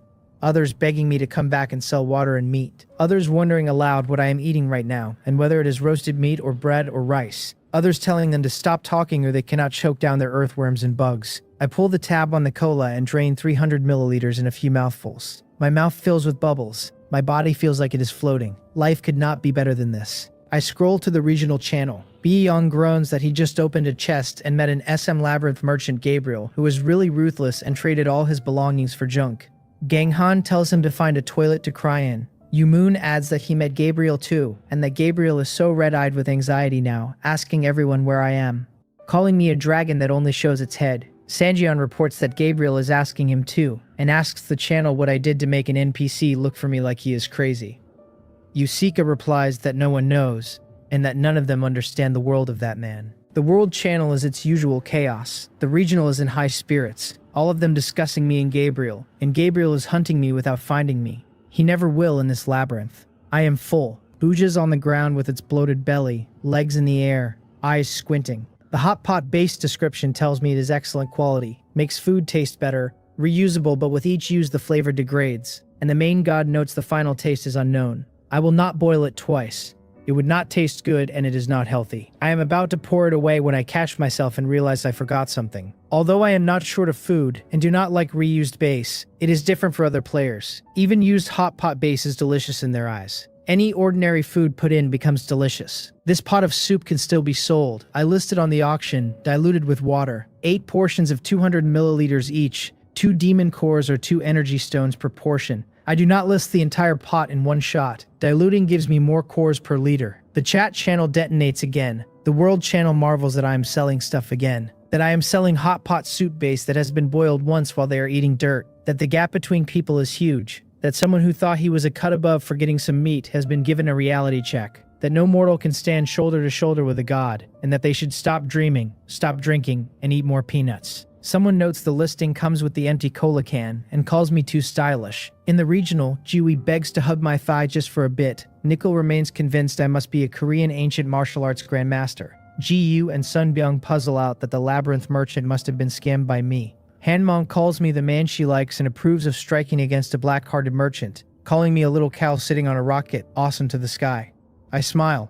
I had wanted to keep the merchant business private, but it has leaked, which I find boring. The hot pot base sells slower than meat. It is a luxury item requiring strength and surplus, and few players are at that level yet, but it sells. I am not in a rush. Meanwhile, I add an energy stone to the rocket belt, and the system charges it. 10 minutes of flight time, mind controllable. I lift off. The 8-direction jets whisper and I rise. My choices have just multiplied. High passages I previously could not reach, and rooms like poison swamps where I could not move on the ground, are now options. I had suffered from this a few times and missed many good things. Not anymore. The flight feels wonderful, but I do not stay up. One stone is only 10 minutes, and I have to save those minutes for critical moments. Night falls. I sleep in the base. In the morning, I water the god spawn and feed Buja its meat. Buja chirps satisfaction as it eats, and I eat steamed buns myself. The cabbage in the base is growing. In 3 days, it will be ready. By morning, the hot pot soup base is all sold. 2 earth demon cores, 2 water demon cores, 2 fire magic cores, 2 energy stones. Not bad. I do not rush to the next room. I open the Labyrinth minimap. The minimap is poor as a tool, only a small area view, useless past the radius, but I should use it while I have it. The map marks 5 stone chests, 3 wooden, 1 iron, 1 bronze in the nearby area. It also marks resource points. Water pools, forests, coal mines, and labyrinth creatures, though the creature marks are imprecise because creatures move. The map says my current room should have an antlered beastman, but the room is empty grass. The antlered beastman has finished its grass and moved on. Treasure chests do not move, however, and I can still go for them. I picked the bronze chest first. Last time the bronze chest gave me rare grade items thanks to the treasure raider rules. Without those rules, this bronze chest may be ordinary. I am still curious. The next prompts read, the room ahead has an antlered beastman with a big knife and a stone chest beside it. With Buja, I can take it down, and this is the fastest route to the bronze chest. The left has a group of throwing goblins and a wooden chest. Defeating them needs some means, but rewards are highest. The slow route. The right is empty, and the path ahead is hard. The upper has poisonous wasps, and is not worth it. The below is empty, and is the safest route. 3 options. Fastest, most rewards, safest. I pick the most rewards, the left. The next prompt updates, that group of throwing goblins is large. Even with a shield up at the front, the back will still take stones. The prompt tells me to use the rocket belt to fly up where the stones cannot hit, then throw the grenade of justice, which is what my prompts call the fire grenade. I had learned the blueprint and am missing only materials. The recipe is 1 fire magic core, 1 energy stone, 1 iron sheet, 50 milliliters of pine resin. I have the cores and stones. Iron sheets I get from breaking down the iron-plated shield. 2 sheets came back. Pine resin I do not have, but the auction has a Hassus listing. 200 milliliters of pine resin for 200 milliliters of water. The price is low. I buy. I craft 2 grenades. The prompt says I only need 1, but a backup is wise. The system gives me 2 fire grenades. I tell Buja to hold tight to my hand on my shoulder so it does not fall off, and Buja chirps as if it does not care. I open the door gently into the throwing goblin room.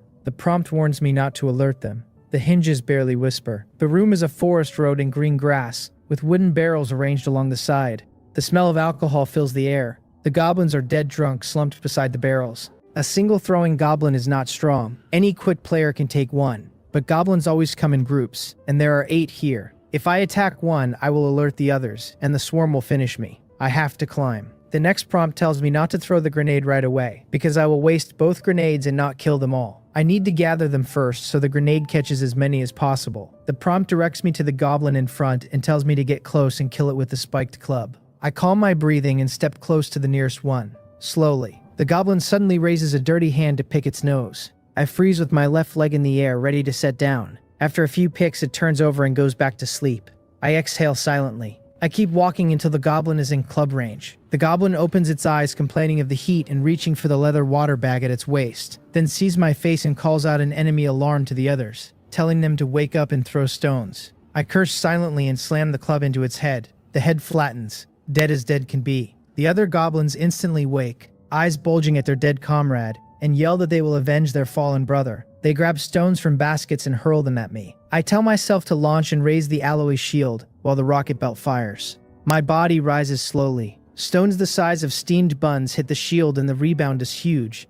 My horizontal position drifts back, but vertical lift is unaffected. The goblins shrill that they cannot hit me and rush underneath me. Even the shield cannot block volleys from below. I store the shield and the climb speeds up. A few more meters and I am out of stone range, but a stone hits my calf as I rise. Slow at this height, the kinetic energy is mostly spent. My health drops by about 1% and the calf goes red, but my combat is unaffected. The prompt tells me not to go too high and to maintain this altitude. My instinct is to climb out of range, but if I do, the goblins will scatter and I will have to lure them again. I keep just at the limit where the stones reach but lose all force on impact. The goblins, finding they can hit, plant themselves and throw without moving. I think to myself with a righteous smile that they can throw all they want, and I pull the fire grenade. I kiss the grenade, then pull the pin. The next prompt warns me to wait 5 seconds or the goblins will see it falling and run. The system counts down. 9, 8, 7, 6, 5. I think to myself for them to eat this and release. The grenade accelerates downward.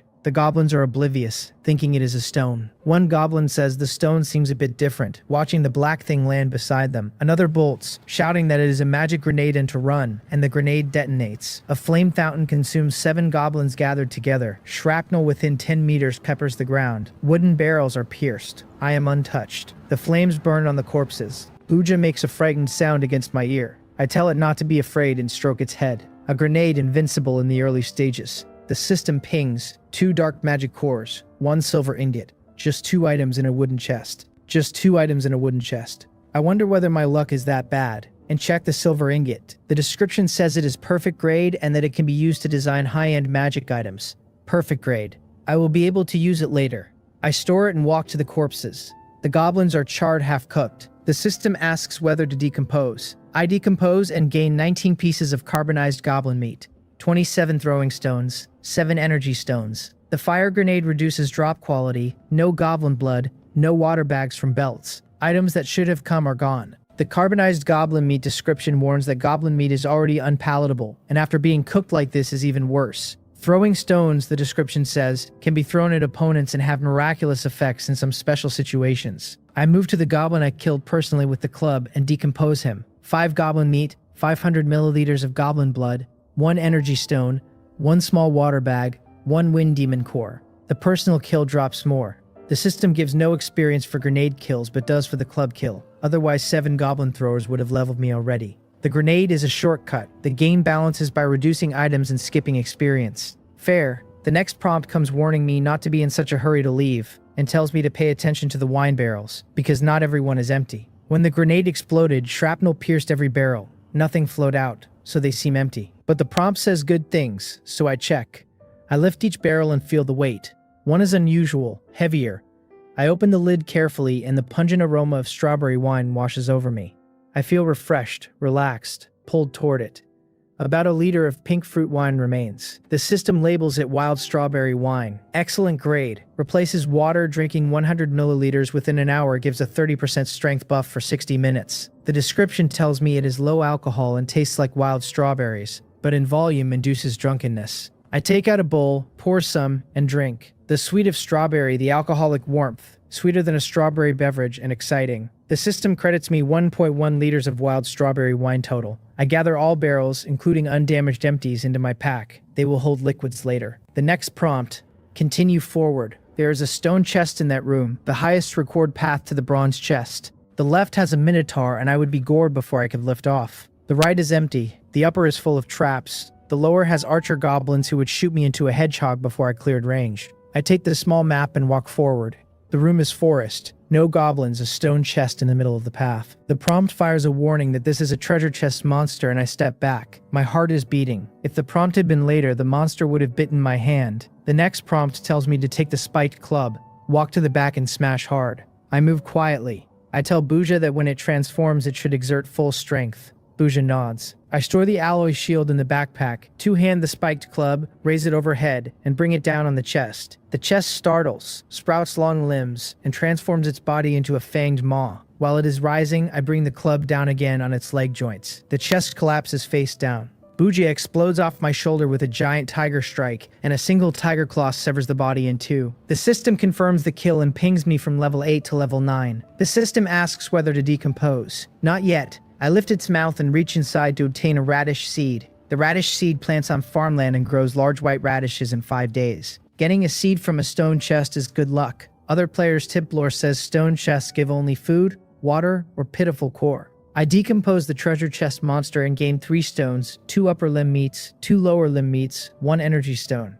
The next prompt, continue ahead. Man-eating sunflowers grow during the day. If I go in during the day, I become fertilizer. This is the highest reward path to the bronze chest. The right is empty, the left has explosive bugs that will shred me. The upper has a wooden chest, but the rooms beyond are all extreme danger. The lower is foul water. I tell myself I do not move during the day. If I move at night, the sunflowers will not detect me. I stop and take out the spicy strip gift pack. Dragon brand spicy strips. Spicy Dadao meat. I tear open the Dadao meat, inhale the long-lost fragrance, take a bite, my whole mouth filling with spicy and numbing. A sip of cola, refreshing, does not begin to cover it. Buja extends a paw and steals my second piece, dropping it in the dirt and devouring it on the floor. I tell it that, as expected of a beast, it does not understand hygiene. I will not eat the dirty piece, but Buja is not picky and other players in the chat are eating worse. I scroll while eating. The World Channel relays a player tied to a goblin spit and being roasted, and helpful neighbors telling him to bite his tongue and end it. Another tells everyone they are not me and should retreat from Labyrinth monsters. The regional channel, Ryu Hyung, pings my level 9 to the room. Jashin marvels at how the gap with me only grows. The player using the handle Shrek notes Jiwi is now 5 levels behind me. The regional channel has dropped from 1000 to 683 after a few days. Whether the missing died forever or went elsewhere, no one knows. The cola is empty. The strips are nearly empty too. Buja eats much of the gift pack with me. I take a barrel of strawberry wine and drink a bowl. I feel my whole body fill with strength. Suddenly the left door opens and 2 players step in. One is telling the other that the leaves are actually not bad, a bit unpleasant, leaving a bitter taste, but his stomach does not hurt at all, and the feeling of being full is great. He is a young man with a dragon tattoo on his arm and the face of a hoodlum, named Musang. The other, Hee Hyung-ki, smiles and tells him of course they are not bad, that he has studied herbalism, and that leaves with this kind of pattern are non-toxic and contain a trace amount of starch and can replenish energy. They are starving and unlucky. After several rooms they have only found a tiny bit of food. Musang is grateful. Without Hyung-ki he would have starved. As he reaches for another leaf, the breeze carries the smell of spicy strips into his nose. He tells Hyung-ki he wants to eat spicy strips. The leaves taste like wax. Hyung-ki sets his leaves down and asks Musang whether he smelled them too, then crushes a small flowering plant with his foot. Irritated, he wonders aloud how there can be a smell of spicy strips in the woods, and whether someone in this room has them. They follow the scent and find me, watching as I pick up the last 2 pieces of Dadao meat, one in my mouth, one in Buja's. The discarded packaging is everywhere around me. Their eyes go red. Under normal conditions they would have raised shovels and started a fight, but I am Jiho, the explorer of the world, level 9, and they recognize me. Everyone in the labyrinth knows I am invincible, selling water while others die of thirst, eating hot pot while others can't find a meal, killing labyrinth creatures while others run from them. The chat speculates that I am a wilderness master, a special forces soldier, a martial arts grandmaster. I greet them, telling them players are rare. I take a tissue, wipe the spicy oil off my hands, and toss it. Musang curses internally at how extravagant a discarded tissue is in the labyrinth, where wood and leaves are the alternatives. He thinks soaking the tissue in water and eating it would taste better than the leaves, and is already thinking of licking the red oil off the empty packets after I leave. Hyung-ki pulls Musang along and addresses me, telling me what a pleasure it is to meet me, calling himself my fan, telling me he has demon cores, and asking whether I take them since they want to trade for food. I look at him. In the real world, I would have stayed away from a hoodlum like this. Here, I no longer care.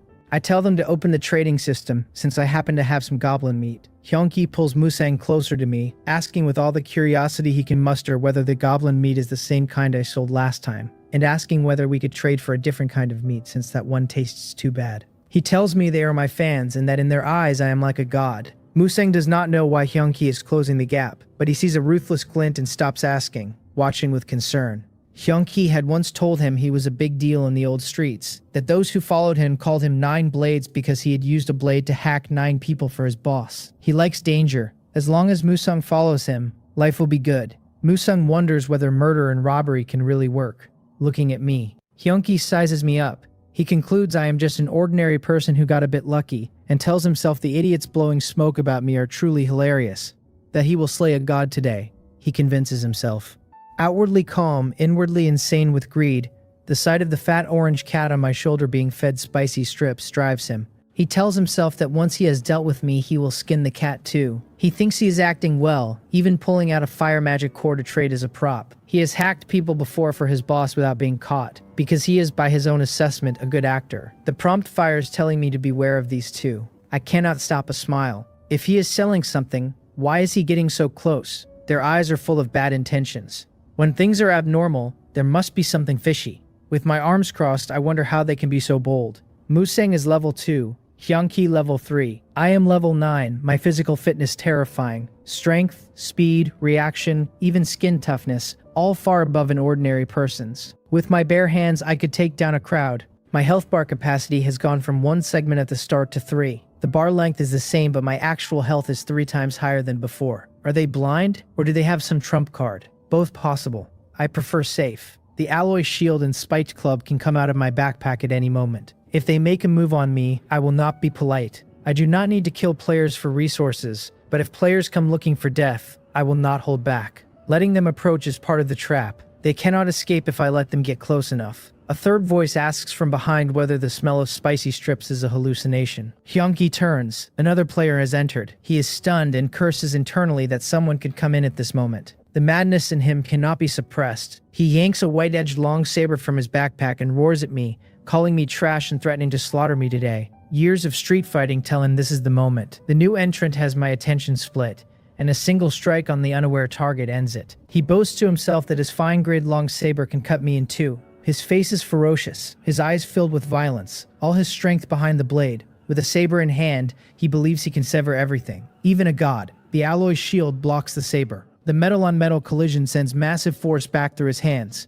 Not flesh, not bone. I have my alloy shield and spiked club out already. The block leaves a long cut down the shield. I tell him with disdain that the saber is good and no wonder he dared lay a hand on me. I do not take Hyunki seriously, but the saber is excellent. Hyunki shouts at Musung to hurry up and help. He has no martial honor, first ambushing, then calling backup. He was a street thug. Where would he get morals? I tell him with a sneer that calling for help when he cannot win is rich, and ask whether he even has the chance. I hold the shield in my left hand and the spiked club in my right. With the full strength of a level 9 player, I drive the club into him. The sound of countless bones breaking rolls out, and he flies 3 meters and hits the ground, the saber tumbling beside him. His health bar is a sliver. He gasps at Musang to hurry up and attack. He has fractures everywhere but one straw of hope. If Musang attacks now, my second strike will be delayed. Enough time for Musang's shovel to take my head. Musang shouts that he is going to kill me, pulling out his shovel with both hands and slashing diagonally at my neck. Buja is on my shoulder, looking at Musang with extreme contempt. Buja activates Giant Tiger Strike, claws flashing through the air. Musang's chest rips open across the breastbone, a huge wound, blood spraying. He stares at Buja in shock. He had thought it a fat orange cat. His health empties. He drops dead. The system pings. Musang killed. Items obtained. Iron shovel. Unknown leaf. Some experience. Not much. I look at Hyunki, who is begging now.